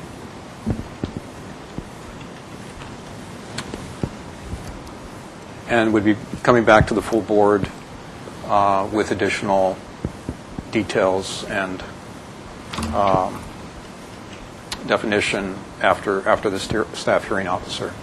I think in addition to that, I would add the comment, last time we made the comment to the staff hearing officer that the modification doesn't affect the mass bulk and scale and neighborhood compatibility, but I think actually that we might want to revise that this time, because if the staff hearing officer found that the parking modifications being requested were not appropriate, then that would also mean a reduction in the number of units and potentially in the massing, affecting the massing and the way that this building fit into the neighborhood. So suggest that we revise that statement from last time. Madam Chair, I'll second his motion with a comment that I specifically said in my motion it didn't matter whether it was 15 units or 19 units, that the massing works. And sure, you could have 4 units on that project and it would be a smaller building. But I think the building is fine the way it is volumetrically, provided we can reduce the floor-to-floors. These are fine tweaks about overall size, that the parking is separate from the actual bulk of the building. And you're right, there might be a reduction of the number of units, which would reduce the building, but they're also just, each unit gets larger and fills up all the volume. The volume is the same. And so that I go back to what I was saying, whether it's 15 units or 19 units, the building mass works, provided we can bring down the floor-to-floor, which is our responsibility on this board. We have to look at it in terms of the parking not being relevant and what we're approving. If we're not comfortable with it, we shouldn't move it forward. If we're not relatively comfortable with the mass bulk and scale, then we don't want to make a motion like what you proposed. Right. Okay. Of course. My point was that the parking modification does affect the mass bulk and scale. And so to say that it doesn't, to me, is a misstatement. That's all I'm saying. I'm not saying I'm uncomfortable with the building mass bulk and scale. I'm just saying we shouldn't be sending the project forward, it seems to me, in my humble opinion, with that statement. That's all. With what statement? That the parking modification does not affect the mass bulk and scale. That's all. Well, it's excuse me, Madam Chair, if I could. It sort of does. I mean, as the project is proposed, the proposed parking modification doesn't affect the aesthetics. So I personally think it's okay to send it forward to the staff hearing officer. Let the staff hearing officer make the determination, and then we work from there. But as proposed, it doesn't affect the aesthetics. The request as proposed. I agree. I'm not seeing where the building would necessarily be affected because of the parking mod. Maybe I'm missing something. But what were you going to say, Keith? Under discussion? Under discussion, that we just kind of use our usual statement that just the modification, parking modification, proposed parking modification has no aesthetic impact. I'm comfortable with that. Okay. Can we And then add also- to the motion for the staff hearing officer? Gloria, you got that? Proposed parking. Proposed parking modification. But under discussion also, the motion as it stands, we're saying we're comfortable with the mass, bulk, and scale, and at the same time, we're asking for a reduction in height. So I think that needs to be refined a little more specifically. That. Do you want to go ahead and... Yeah, I'm trying to think of how to say that. We're comfortable with the apparent size, bulk, and scale, but look for opportunities to reduce the floor-to-floor height where possible. Or you want to be stronger than that? I'm just saying, I'll float something. Okay. The board is generally comfortable with the overall massing, but looks for a reduction in height. I'm fine with that. All right. Under discussion, did you want to include the dangerous agaves in the parkway or not? I think Phil's got it. I think he does too. Okay. On a side note, don't put this in the motion, but I appreciate what you're doing along for the landscaping along Olive, moving the sidewalk, giving the 2-foot breather. That's fabulous, and all of that, the discussion, so it's a good move. Okay. Any more discussion? All those in favor? Aye. Opposed? 1 abstention, no oppositions. Motion carries. Thanks. Thank you. Thank you. We're officially almost 35 minutes behind. A big project that we only got a half an hour to review. I'm going to do something about that, Tony. On to number 3, with the official address of End of Mesa Lane.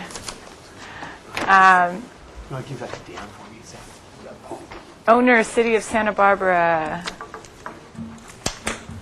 Proposal to replace the lower portion of the beach access stairs located at the end of Mesa Lane.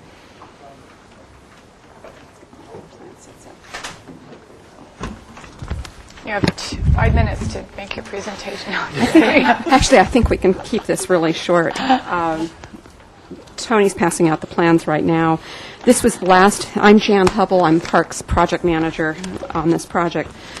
Your comments in July 25th of last year were that the overall design is acceptable, provides sections for the guardrail handrail assembly and show lower rail extension, provide details of visual warning strips at the stairs, and study construction staging to minimize vehicle trips to the beach.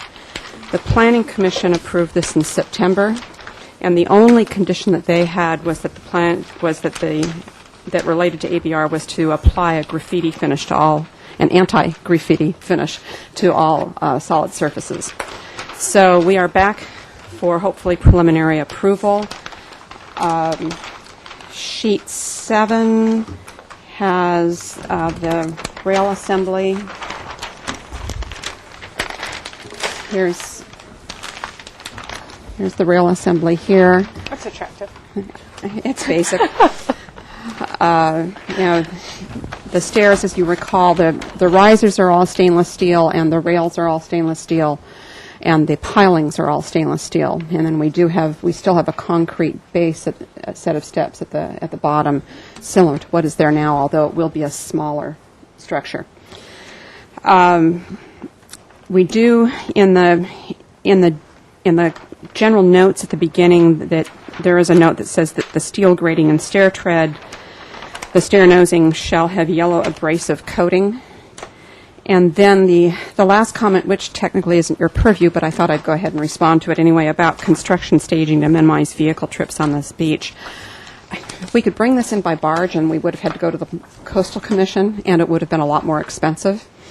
What we are doing is most likely the concrete for all of this will be pumped in from Mesa Lane, so that will reduce that amount of traffic. For the most part, other than delivery of materials, which will probably be prefabricated staging area at Arroyo Burro Beach, most of the access will occur at the beginning and the end of the shift, except for material deliveries. Well, and probably, I don't know, I think most of them, unless the weather's really crappy, will prefer to eat lunch on site. So that's basically what we can do for you. So if you have any questions, I'd be happy to answer them. Is there any public comment for this item? No? Okay. Questions? Kurt, do you have any questions?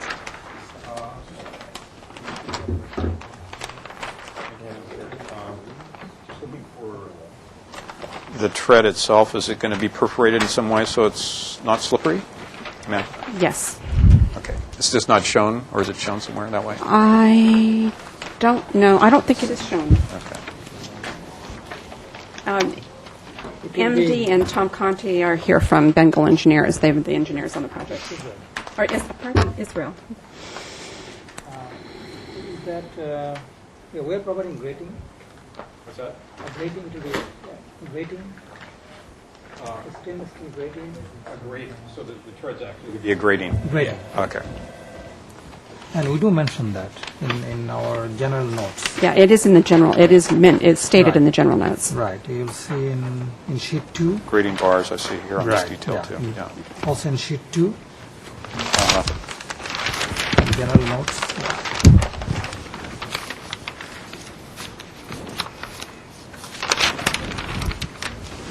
Yeah, it Yes, will be sure. all in here. There's just 4.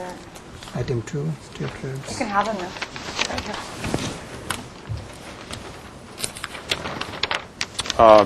Okay. That's my only question. All right. Keith? Gary? Is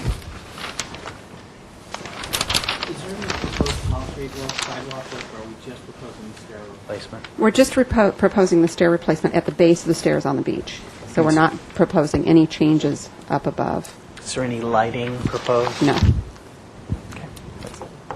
Chris? No questions. Oh, no questions? I had one question. Is this mean low tide? Or, I mean, I just... No, this is trying to understand. the summer sand level. Okay. If- The lowest. Yeah, actually the highest that it Oh, the gets summer. highest, okay.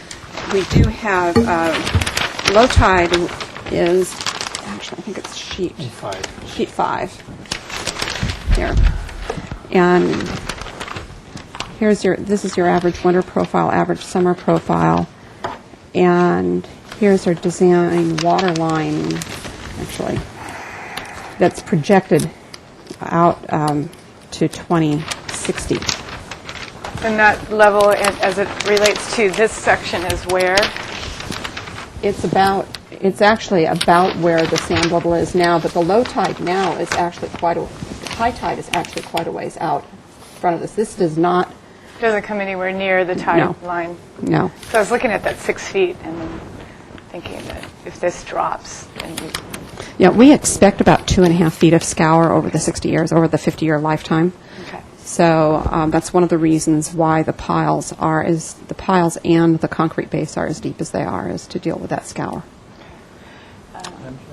Yeah, go ahead, Gary. The finish of the stainless steel, is it going to be a shiny stainless? What is that going to be? It's going to be standard from factory, which is sort of a dull stainless finish. Kind of a dull gray stainless finish? Yeah. It's not a polished stainless? No. Great, thanks. Madam Chair, I do have another question. All right. Sorry. I've gone down the stairs hundreds of times, and I live on the Mesa, so these are dear to me. They're dear to a lot of people. Yeah. And I understand the problem. Of course, they are particularly those last steps are just getting washed away. But the design is so starkly different, and sort of like an engineer's design as opposed to an artist's design. And it's so starkly different from what's there, where they used recycled or rather sustainable materials, the handrails and guardrails and so on, and work with existing wood. And I know in some other projects along the beach here, there have been more artistically finessed solutions to the beach access. I'm just wondering, I missed the Kirk, first meeting, so. Before you ask that question, I just wanted to remind everybody that, and I didn't read the minutes from the last meeting, but the first minute number is overall the design is acceptable. We gave the project going on to Planning Commission, but we did state that. So Okay, so you don't have to answer the question then. Well, and I know there are some reasons. Part of it is cost, and there is very little money available. This is the only capital project that the Parks Department has, and something like $70 million or more in unfunded projects. So that was part of it. We were trying to reduce the cost because we are relying on grant money, and they're already questioning costs. And the other thing is that we have to design this to a minimum of 50-year life. So that predicated the need to go to stainless steel rather than wood. So that's another piece of why we did what we did. Okay. Comments? I guess Barely one know what other your thing I could comment's say gonna be. is form follows function in this case. You're going to pass. Okay, Keith. Thank you, Madam Chair. Yeah, I think given the direction previously from the board, I think we're ready for project plan approval. I agree. All right. Is that a motion? I'll second it. All right. Under discussion? Return to consent for final. This is project design approval, and the motion is to return to consent, if it's okay with the maker of the motion, for final approval. And any more items, anything under discussion else? All those in favor say aye. Aye. Opposed? One abstention. And Kirk abstains. Motion carries. Thank you very much. Thanks. Okay. Jan? Yes. Can you bring a sample? We're on to item number 4, 131 Anacapa.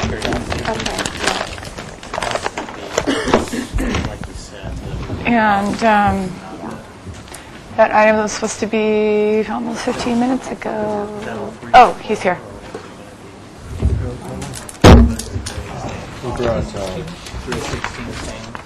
This is a...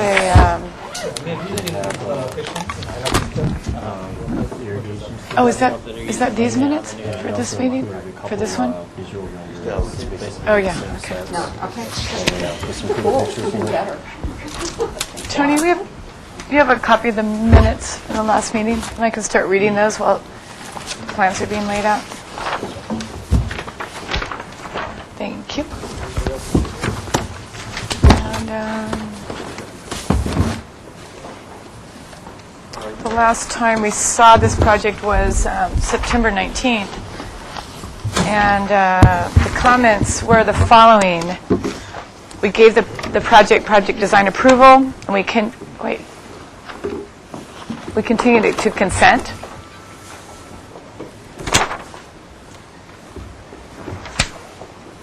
So why are we seeing it on full board, Tony? Am I missing something? May I? Hi. Your name for the record? Claire Rell, architect for AB Design Studio. We're back here at full board because we've had some significant changes. All right. And we felt that it would be best to come here. Do you think it would be beneficial for me to read the motion, or are the changes significant enough that they would not apply anymore? No, it's fine. You can read the motion. So just because it was a while ago and there was, and Kirk isn't here, so we've all should have seen it. Number 1, study enlarging the width of the roof terrace perimeter planter to be at least 36 inches wide. Study the relationship of the Arbor Heights. Study combining the 2 pedestrian entrances at the corner of Helena and Yadanali. Study adding a canopy at the second floor elevator. And it was suggested that landscape plans are reviewed by We didn't have a landscape architect at the time, and we still don't. Okay, so he's abstaining. So go ahead, Clay. My name again, Clay Arell, architect for the project. With me is Anthony Ellis from AB Design Studio, and the owner's rep, Katie Hayes, with us as well. And I think you know this strapping gentleman here on my left, your right. Most of the comments that you read, frankly, refer to the roof deck, and besides the arbor and the entrance. But let me kind of explain to you where this is going. Do we have that rendering of the? No. We were here in September. The project's largely the same, but over the course of the last few months, we've kind of gone back and forth with site layouts and roof deck or no roof deck, art installations or no art installations. Really studying the site in terms of hardscape and softscapes, and just took a whole nother look at this thing. Largely, the project is the same as what you saw, but there's been some changes. Number one, the roof deck is gone. It's no longer in the project. Therefore, the comments regarding the planter on the roof, the 36 inches, the canopy at the second floor, et cetera, those are not applicable to this project. The arbors, as commented in the minutes, have changed, and we'll go through those. The pedestrian entry on the corner of Helena and Yananali, which is actually this rendering here that we're looking at, actually went away. So that would pretty much address your comments, but I want to walk you kind of through the project a little bit and give you a little background. The owner's rep, myself, and some others have been involved with sort of the Funk Zone Association of sorts. It's a burgeoning group of people who are interested in maintaining the arts and district and funkiness of the Funk Zone. Within that has come a couple of concepts of how do we create opportunities for public art or build them into the structure. So one of the things that we have been looking at is a series of panels that would do two things. One, provide a level of security and on these recessed openings along Yananali. One of the comments wasn't in the minutes, but one of the comments from a prior ABR hearing on this project was to set these back a little bit, and we have done that. The idea is to do these folding garage door style awnings that could be used as art installations as well, and that's coming from a discussion with the local community. Ginny Brush is involved, a lot of people from the Arts Fund, talking about, this is a project, what's this project again? Huh? Is it Brooklyn? Where there's this system of let's just call them garage doors, but bifolding, they come up, they turn into awnings. We're sort of adapting this concept to provide mural space. The buildings the old Hotspots building down on Mason Street, right around the corner, has kind of the mural project going on.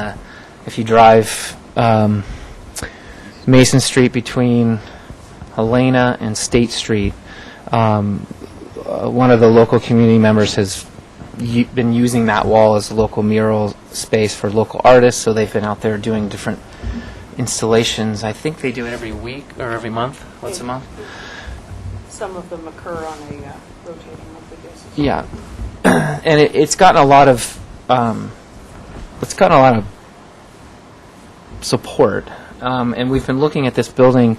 Given that building is intended to be torn down for the La Entrada project, we've been looking at potentially doing something like that of that nature here. We're not proposing this particular art, let's say, and it's something that would have to go through the approvals, but we're hoping to provide the ability for that to show up and be a part of this project. We'll walk you through sort of the project a little bit. Again, we are here for final with our revisions, but we have pretty much a fairly complete set here, so let me kind of skip to the goods. Just to reorient, if anybody needs to, this is the Helena side of the building, which is the back of the old seafood processing, the old Casamigos seafood processing. There's, again, that elevation. This is next door. This is the end of the CMU, I always call it the CMU building, but this used to have a paint shop in it. That's basically this building. This building takes pretty much Helena to Anacapa along Yananali, and it's mostly just a large CMU building, a couple windows in it, and one roll-up door. Here's another perspective looking down looking down Yananali from Helena. This is the Anacapa side of the project. We're proposing openings in this to really open this building to the street, the pedestrian. Given the urban wine trail and what's going on in this area, it's very populated with pedestrians, and the building really turns its back to the pedestrians. So we're really trying to bring this into the new century here, and then really taking a lot of the old building and cleaning it up, and restoring some of the piece. The glass block. We're keeping all those elements. It's a concrete frame building with glass block infill at the top. A few courses of brick on the inside. Here's just some context photos. I won't get too much into this because we kind of know where it is. Here's our existing survey.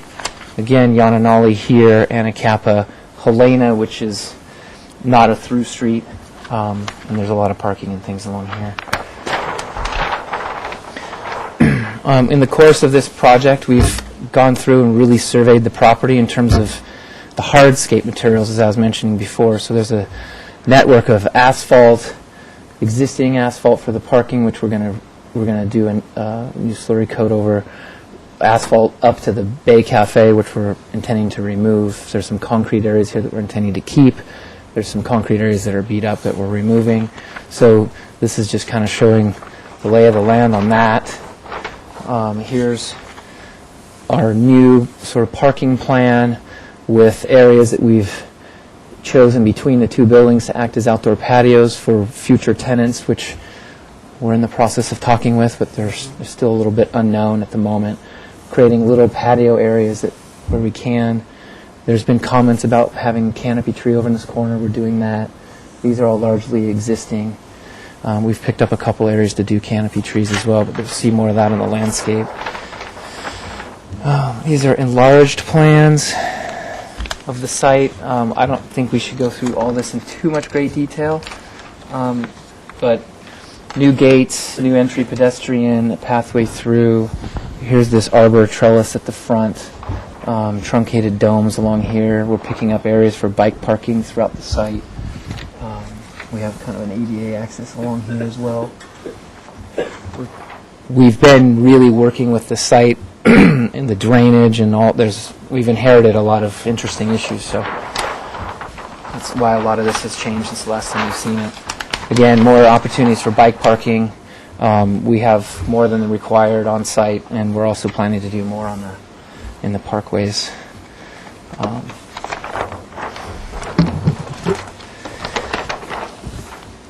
This is these are some details about the trellis kind of in front of the old Bay Cafe. So here's the old Bay Cafe. And what we're proposing is a steel tube frame system and then some wood trellis members and slat materials that we're taking from the site. So one of the things that we're doing and have been exploring is ways to take some of the old material from the site, reuse it in different ways on the property, so it's not just going in a landfill. It gets another life. That shows up on this trellis. It also shows up in some of the site wall elements. This fence design hasn't changed from the last time you saw it. We're still intending to do kind of a rusted metal and rebar type fence with vines growing through it and kind of greening it up. Because this property doesn't have much green space, we're trying to take advantage of where we can. These are some of the details, again, of the trellis members and entry pieces. Here's kind of I have some other shots that you can see this, but here's the trellis idea. There's a higher portion here, which would potentially be it's not quite dead center, but it's right on line with the access point, the pedestrian access through the parking. So that would potentially be an entry point for whatever tenant goes in here, and then some cover out here for future outdoor seating.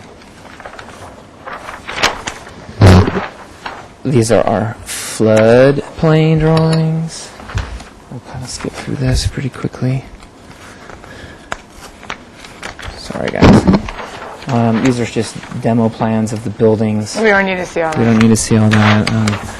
I do want to show you the roof plan of this building, because then when we get to the architecture, the last time you saw this had stair towers. So this was all going to be a roof deck, and it had stair towers, and it had an elevator over here. Since we're not doing the roof deck, we've taken the stair towers out, but we have kept these elements. They've gotten a little bit narrower so that we could screen our mechanical systems for the future tenants. So we've left that in terms of the architecture, and that shows up it's really on the back side. So here's the Yananali elevation with kind of the shutter style awning art piece with the window systems behind. Here's these in elevation. Mind you, they're on the back side of the building. Here's where they engage the building on the parking lot side. So they don't come all the way to the face of the building on Yananali. They only come about halfway through. Here's the other elevations. These haven't changed really at all since the last time you saw them. Here's a section of how that thing actually works in terms of the street and that little awning piece. And then here's sort of that enclosure at the roof where we have the mechanical hidden. Here's door and window systems. We're still staying with the metal window system look, kind of the old warehousey feel that seems to be appropriate for this building on this site, given its history. Last time I reviewed it, there were the bifold accordion doors. Oh, great. Thanks, Anthony. The last time, let's go back to an innovation, because that's actually a change from where we were as a design change. Elevation? Yeah. The last time you saw this project along Yananali, the door and window locations were in these same locations, but they were much larger, and they had a bifold system. We've since scaled those down for cost reasons, ease of use, and a number of reasons I could get into, but that's a change on that elevation, mostly in scale. On the parking lot side, we've actually gotten rid of some of those as we don't need them as much, and have done single light door, or not single light doors, divided light doors on the parking lot side.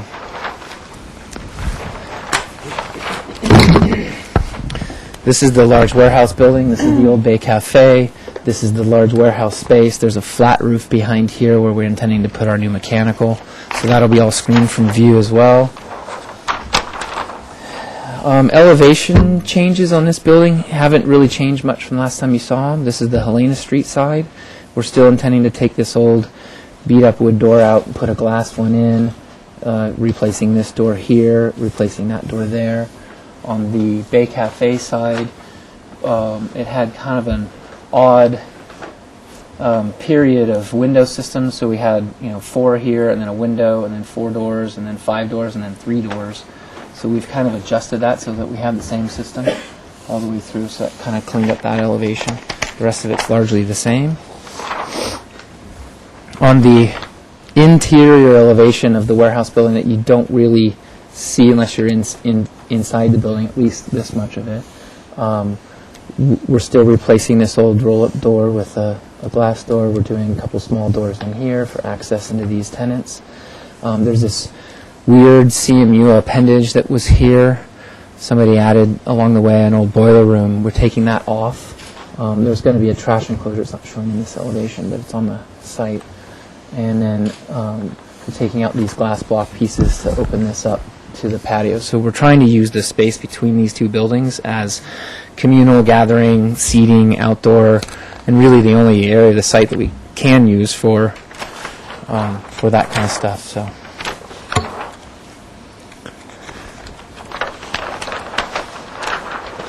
This is what we tend to refer to as the Little Fish Building, which sits on the site. It used to be an old cooler, and it had somebody had added this little eyebrow and done some things to it. We just want to clean it up, so we're taking that off. We're going to do a nice smooth trowel plaster, new doors and windows, and just keep it simple. These are some street elevations. So this is the Yananali side, so you can see kind of some are closed, some are open, just for the purpose of the elevation. Here's these two pieces out here, the warehouse building behind it. And then this would be the Anacapa elevation as well. So there's a pedestrian entrance here and here, vehicular here and here. These windows haven't changed. Here's a little bit more of a overall bird's eye view of this project. So you can see we're kind of cleaning this up, creating this gathering space, creating a gathering space. And here's that trash enclosure that I was mentioning a minute ago. We took that thing off because it just didn't look right.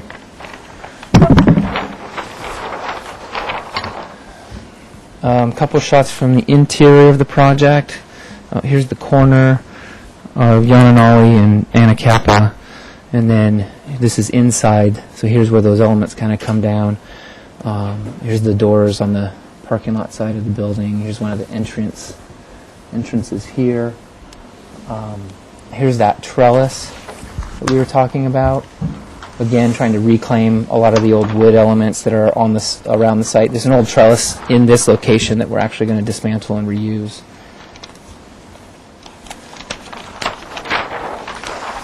And then we have a series of door and window details. And then we're into structural. We want to jump to landscaping? Sorry, I know we're behind schedule a little.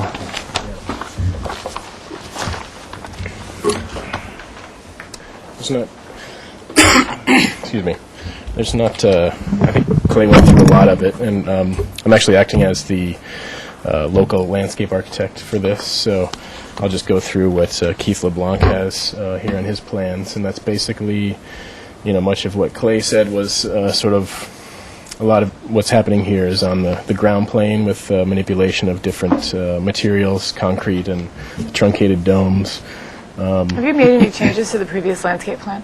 I'm sorry? Have you made any changes to the previous landscape plan that we looked at? Because we didn't make any comments. We're actually going to still have to refer it to somebody to review. Right, so we're right. just... Overall, it's very similar. The parking hasn't changed, and it's mainly in through this area between the buildings where there's just additional divisions and seating. For the most part, the layout is very similar to what it was. It is very similar, and we have done a few site elements. These things are called gabions. If you have that picture or anything here. Yeah. It's basically a metal frame, and then you fill it with material. And the concept has been there's some concrete and rubble that we're removing from the site. We want to fill those with that, and they actually have kind of a neat look when they get finished.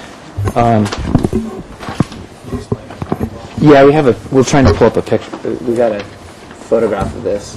I think what Don's getting at is there's no landscape architect to present to, so. Right. We're interested in knowing what changes you made, but if there were any significant changes that whoever reviews this should know about. I think the most significant change is the removal of the roof deck. Okay. And that's not a landscaping issue. That wasn't a landscaping well, issue. Well, it had landscaping and green roof incorporated within, but that seems to be the... Yeah, but for the most part, as far as the planting goes, they're in the same locations and they're about the same size, all the planters. The main change is the ground plane and the basic reconfiguration of ground plane materials. And you have a planting plan in here?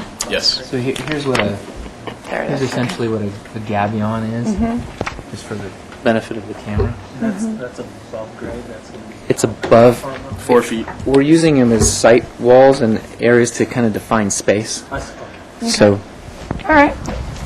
But there's planting, irrigation, and details. Not just art, but we're trying to. You know what, that's going think to of it come that up, way. that's going to come up for consent if this project moves forward, because the landscape architect, whomever that is going to be reviewing landscape.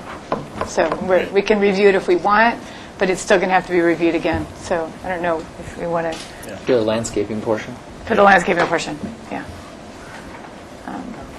I don't want to shut you down. No, not at all. Just trying to Happy to move step things aside. forward. Just as an I aside. want to know what the changes are. Just as an aside to the landscaping, we have routed all of our downspouts into planters and things like that. So we're trying to manage our water on site. So we have addressed the SWMP requirements with staff, and that's the plan for that. All right. So. Anything else, Chris? Nope. Okay. Anything else, Clay? I don't think so. All right. Is anybody in the audience here to speak on this issue? Seeing none, I'll close public comment and return it back to Gary for questions. No questions. Paul. One quick question having to do with the art wall and the awning thing. Is it happening on all of the openings along this side? Just the ones, yes. Because there were like 2 openings that were existing, and then you were putting some new ones in. We're showing them kind of in a couple in the closed position, a couple in the open position. Okay. In the elevation. Where is the property line in relationship to this? That was my question. Oh, sorry, I stole it. You stole my question. It's basically on the property line. And the city is okay with doing something that protrudes over the sidewalk? As an awning, this is a special thing that we still need to work out with them on that particular issue. Okay, and how often would they be closed versus how often would they be open? This is, I guess, The what I was thinking is that they would be closed after hours and open during hours. But these 2 openings would also have the same glazing treatment in here? It's the same thing. Yes. They're all it's the the same thing. We just showed, these 4 happen to be in the open position, those happen to be in the closed. But it's the same all the way through. Yeah. Great, that was my only question. Since he asked the question that I was going to ask, it's just vines on the wall, no green screen, right? Correct. Yeah. Correct? Yeah. Okay, because that would have been, because the building's on the property line. Right. Well, it's about 6 inches. There's actually an existing, about a 6 to 8 inch strip between the sidewalk, much we saw in the last project, where there's an opportunity for vines to be grown on the walls, which was the same as the previous submittal. Okay. Keith? Yeah. Do we have a detail of that bifolding? We have a section on 501. Next sheet. And then we have a gym here and then a detail here. And then in the section, it shows it in the open position. Got it, okay. It's actually a company that makes it, that it's like a proprietary, so we're using their typical details. Let's see, and the pedestrian gates, gate What number? fence, I'm not quite sure. It was one of the little perspective views that shows Go from, this way. I think it's handicapped. 7? So these are CMU now, is that? Yeah, they're plaster. Okay, because the detailing looks like it's CMU. CMU with plaster over? No plaster. No Split plaster. face paint. Oh, split. Painted Okay. dimensions and stuff. And so are these lower walls and all now CMU as well, or? This is sidewalk. That's Okay, sidewalk. that's sidewalk, okay. So those are CMU, all right. Yeah. And This whole building is CMU that's just painted. It's not actually plastered, so. And do we have a color materials board, or did we ever? Yeah, one was approved at our last hearing, but since we eliminated about half of the materials, we brought back a new one. approved. Yeah, that's the pre-approved one. And, we eliminated the perforated and the planters, so here's an updated color board. So are these planters replaced with these? Correct. Mm-hmm. And you have a stained color for the wood, or is it, what's the wood finish for the reclaimed wood? Right now, it's a dark mission brown, basically. Is that on here somewhere? I don't know if that's on there. We're going to reuse it, but Looks like this one. It's called out in the drawings. I can. Okay. It's called out as dark. A cabbage, semi-transparent, mission brown in the drawings. I don't think it was. And this hasn't changed. No. Sorry, what was this build? What's this material? It's it's. Is it going to be the same as this, or is it a different? It is a material? different material, and here's the concept behind that. It's a good question. The material that we're doing on it, but part of what we want to do is, where'd that rendering go? Sorry. As we've been looking at this, and discussing this with some of the artists, and more or less what they would like to see, it has been the ability to have it be removed. So it's one thing to paint the wall and then paint it and paint it and paint it and paint it and paint it and paint it, and over time you get a build-up, and maybe that has an impact, maybe it doesn't. The concept was to do a perforated metal that they could screw like an art board to, and that they could actually have the ability to do a piece of art installation and sell it. It could be removed and sold, a new one put up.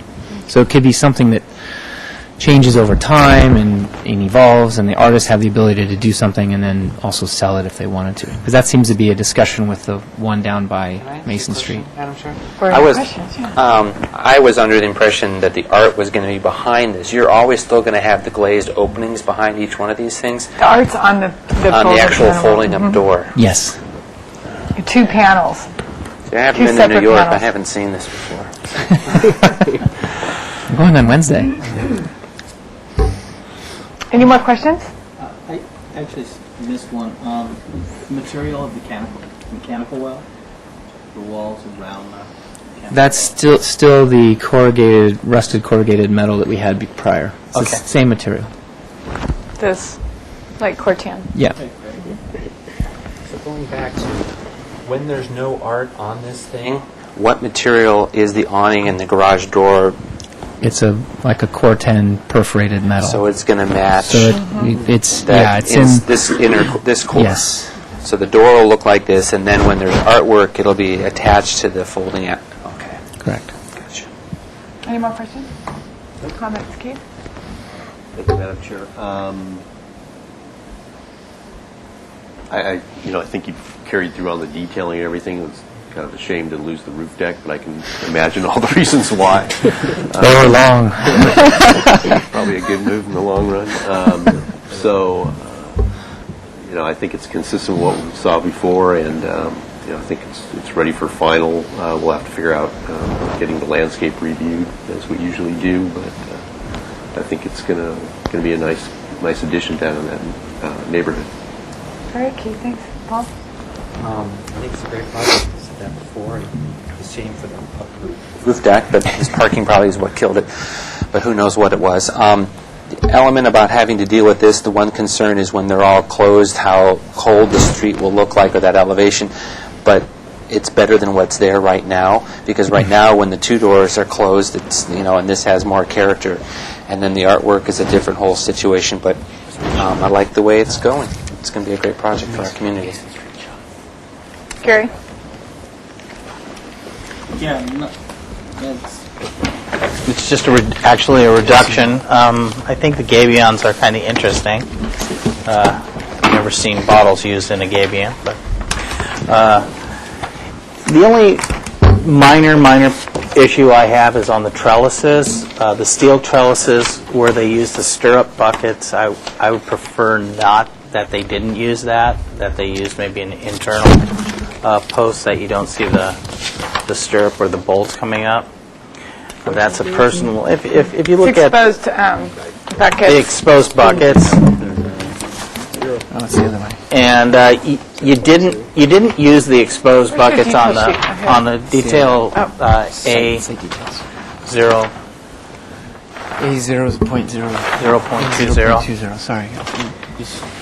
For the purpose of Similar to your CMU block detail that you have. How you've hidden the post on that. Yep. But you haven't done it on the Simpson. You've welded a Simpson stirrup bracket on that. I'd prefer not to see that. You know that this is all metal, right? You know the whole I thing understand is metal. that this is metal and this is a wood bracket and there's wood up above it. but I'd prefer to see hidden like you did on this detail here, as this, and that's absolutely not a deal breaker. So we're just going to forget you said it. Probably. Just kidding, Gary. Yeah, I know. I don't know if there's any structural concern about that, but we can ask. This was this is actually for our next item, but I wanted to actually show you this because this is what's going on that Hotspots building, and there's been a lot of support for this idea, and who knows where the funk zone's going in the future, but a lot of people are really hoping to keep that kind of art district alive down there, and so we've been trying to, bring that element into the project. So. Anything else? Carol, you have 15 minutes. And if you're going to have a quorum, I don't have anything else to add, other than when those awnings, I was looking for a detail for that bifold awning, and when it's in the closed position, is it a little bit recessed from the face of the building? Yeah, it's pretty much flush? Yeah. Okay. It's not a deal breaker for me either. I'm going to forget I said it. No. It's nighttime, Mark. Okay, where are we with this? Ready for final? Anybody want to make a motion? I'll make a motion, Madam Chair. All right. So this is final approval as submitted with the following comments. The applicants encouraged to use concealed connection details at the main trellis if possible, and landscape to be reviewed by one of our colleagues from HLC. On consent. On consent. All right, second for the motion? Second. Second by Gary. Under discussion, anything? All those in favor? Aye. Opposed? All right, motion carries. All right, Clay. Good job. Okay, we're going to go right into The next one. 25 East Mason.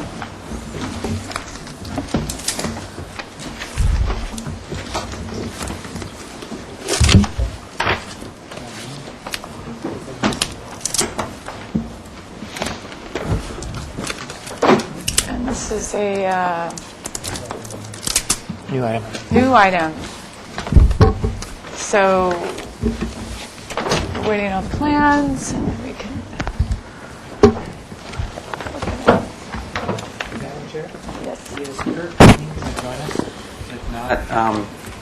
Gary had to leave, say, in 15 minutes, and we won't have a Kirk, quorum. do you have to step down for this item? So But Chris is back. No, Chris has to step down. I thought we had worked that out. Somebody. No, but it's. I thought. Make it snappy. Okay, let's make it snappy. Is it a big project? Go. Just go. Clay Arell, architect for the project with AB Design Studio. With me is Anthony Ellis and the owner's rep, Katie Hay. Okay. I'm going to, given our quorum, I'm going to jump straight to elevations. This is the set we submitted. This is? This is the set we submitted a month ago. Where's the one that we're The on? new set is underneath. Excuse me. Scope of this project, the scope that you're reviewing is exterior alterations to the building, including windows and a roof deck. As you know, the Beacons building down Mason Street, 25 East Mason, old warehouse building, concrete, board form, poured in place, historically the site of Beacons moving in storage, and then Brooks Institute is in a portion of the building. The rest of the building is largely empty. So I'm just going to run through the elevations. These aren't necessarily in any particular order, but I'll start. This is the elevation that faces the faces the parking lot, which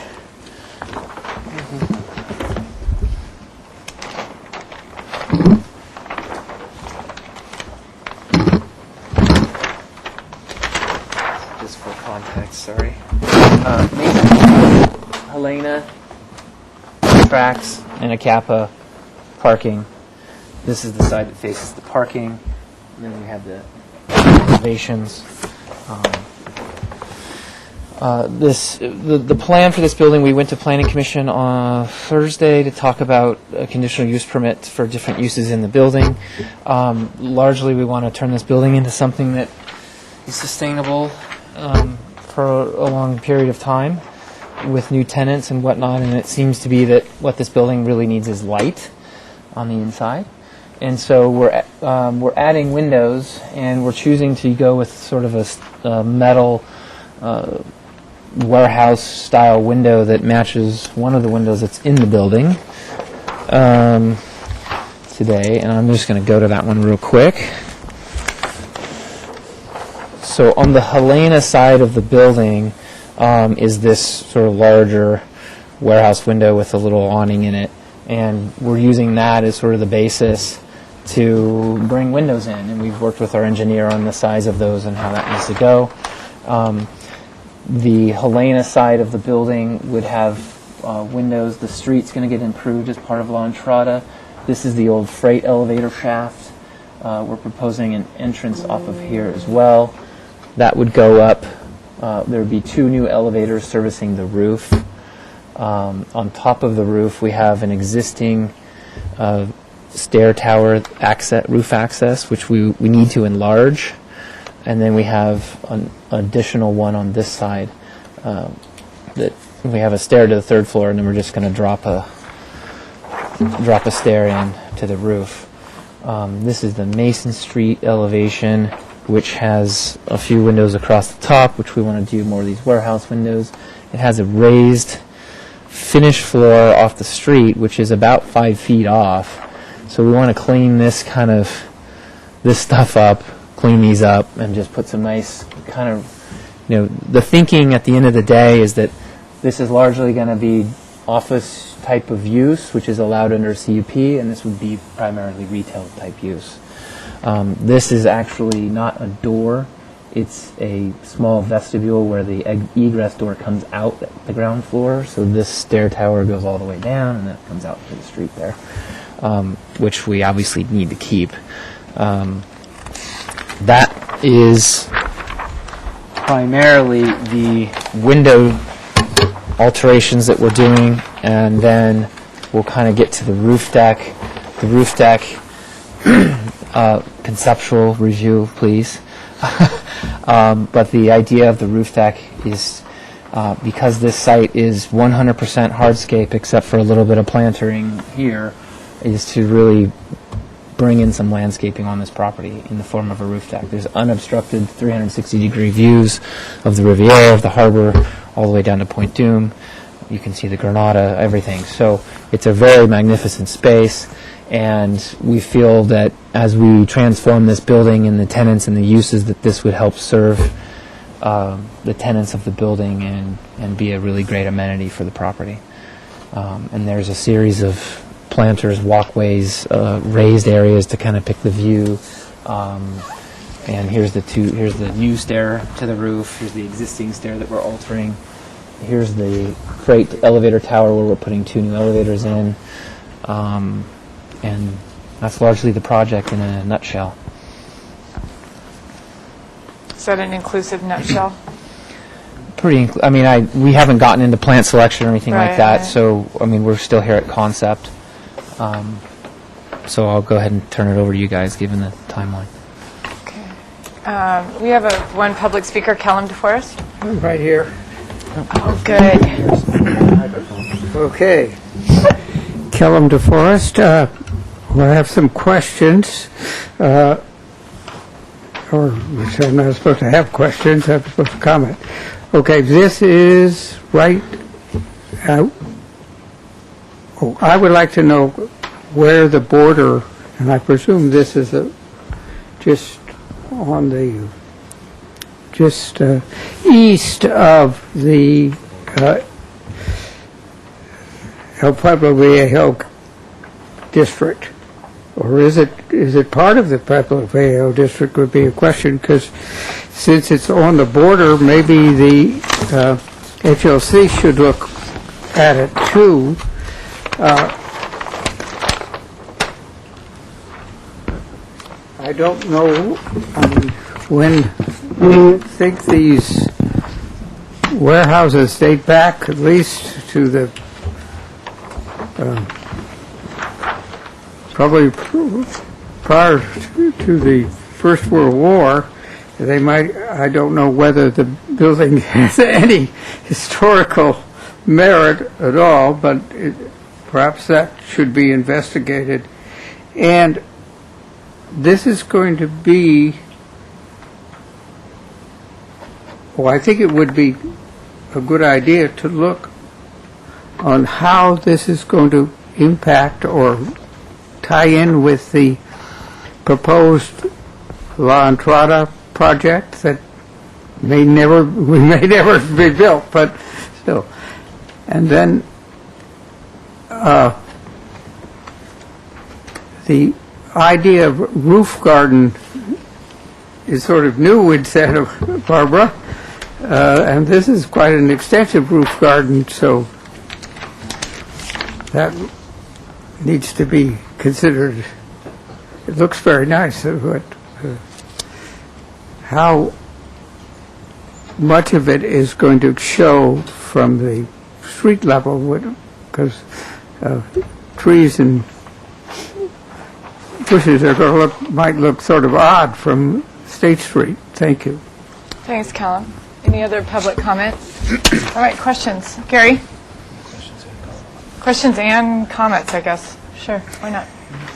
Let's think out of the box. Do you have a detail of the windows that are proposed?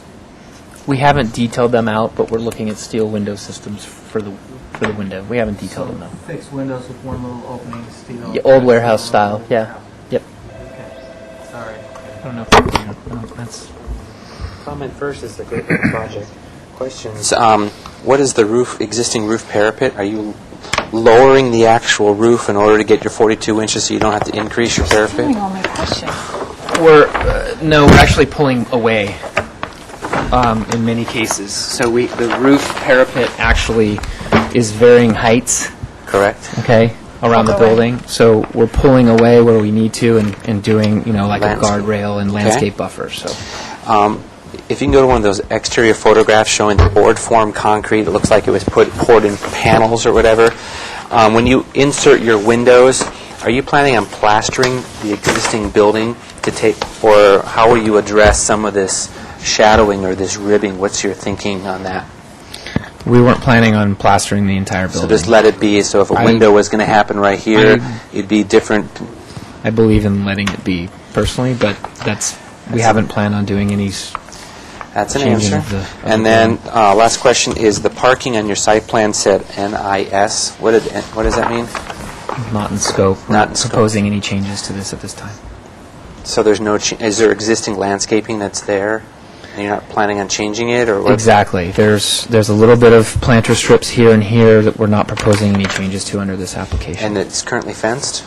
It is fenced. Is it a pretty fence or a normal fence? It's right here. Black wrought iron. Okay.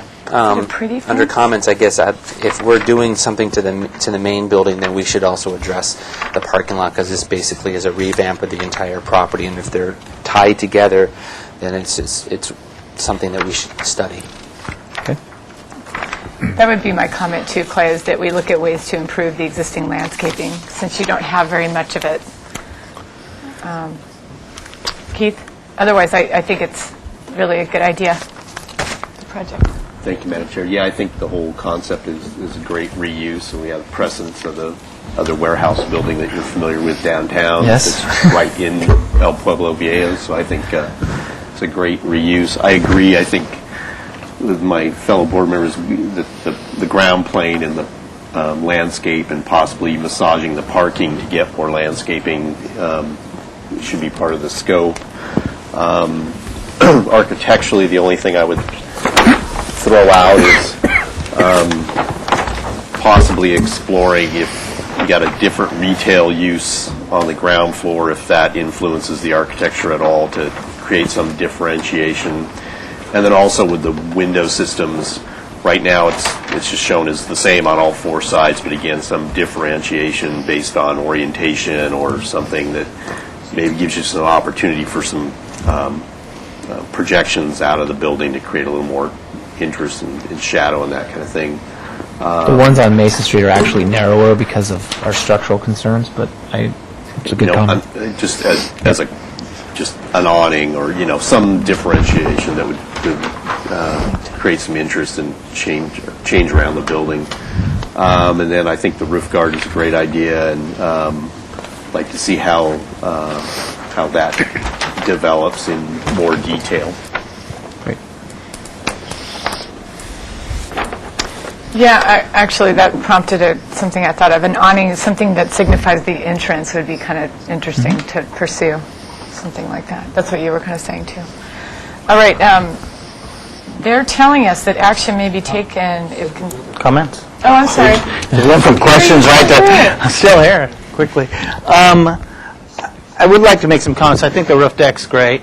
I think it's a great use of space, but I am concerned with the amount of fenestration that this project has. It has an enormous amount of glazing throughout. There are 8-foot tall windows.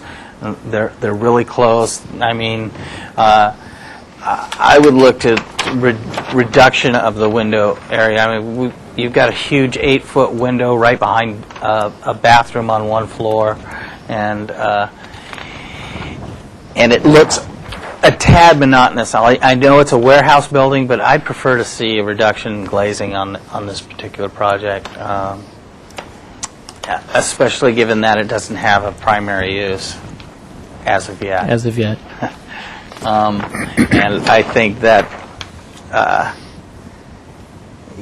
sections where there's bathrooms, I just really think that the amount of glazing could be reduced. I could just see this building glowing in that area. So that would be my comment to reduce that. The roof deck and the elevation penetrations on top of the roof and the height gain on that, I'm okay with that. So, but I would be concerned about, as Paul mentioned, about the plastering and how the windows get detailed through the concrete, how that ends up looking exterior. That would be important as well. All right, thanks, Gary. Sorry about that. I forgot about you. All right. I don't have any additional comments on the one that you made about the landscaping, I think, other than one more, that you mentioned that you'd rather just let the... Callum, can I see the photos really quick? The south, or the elevation, this elevation, where the paint is peeling and buckling and blistering everywhere.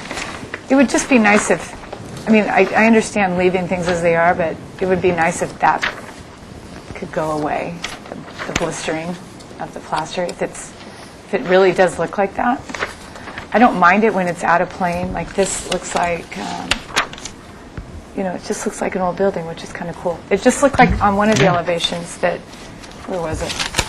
It's one where the sun's glistening on it just It's right. like, is this... Next time, take that photo out.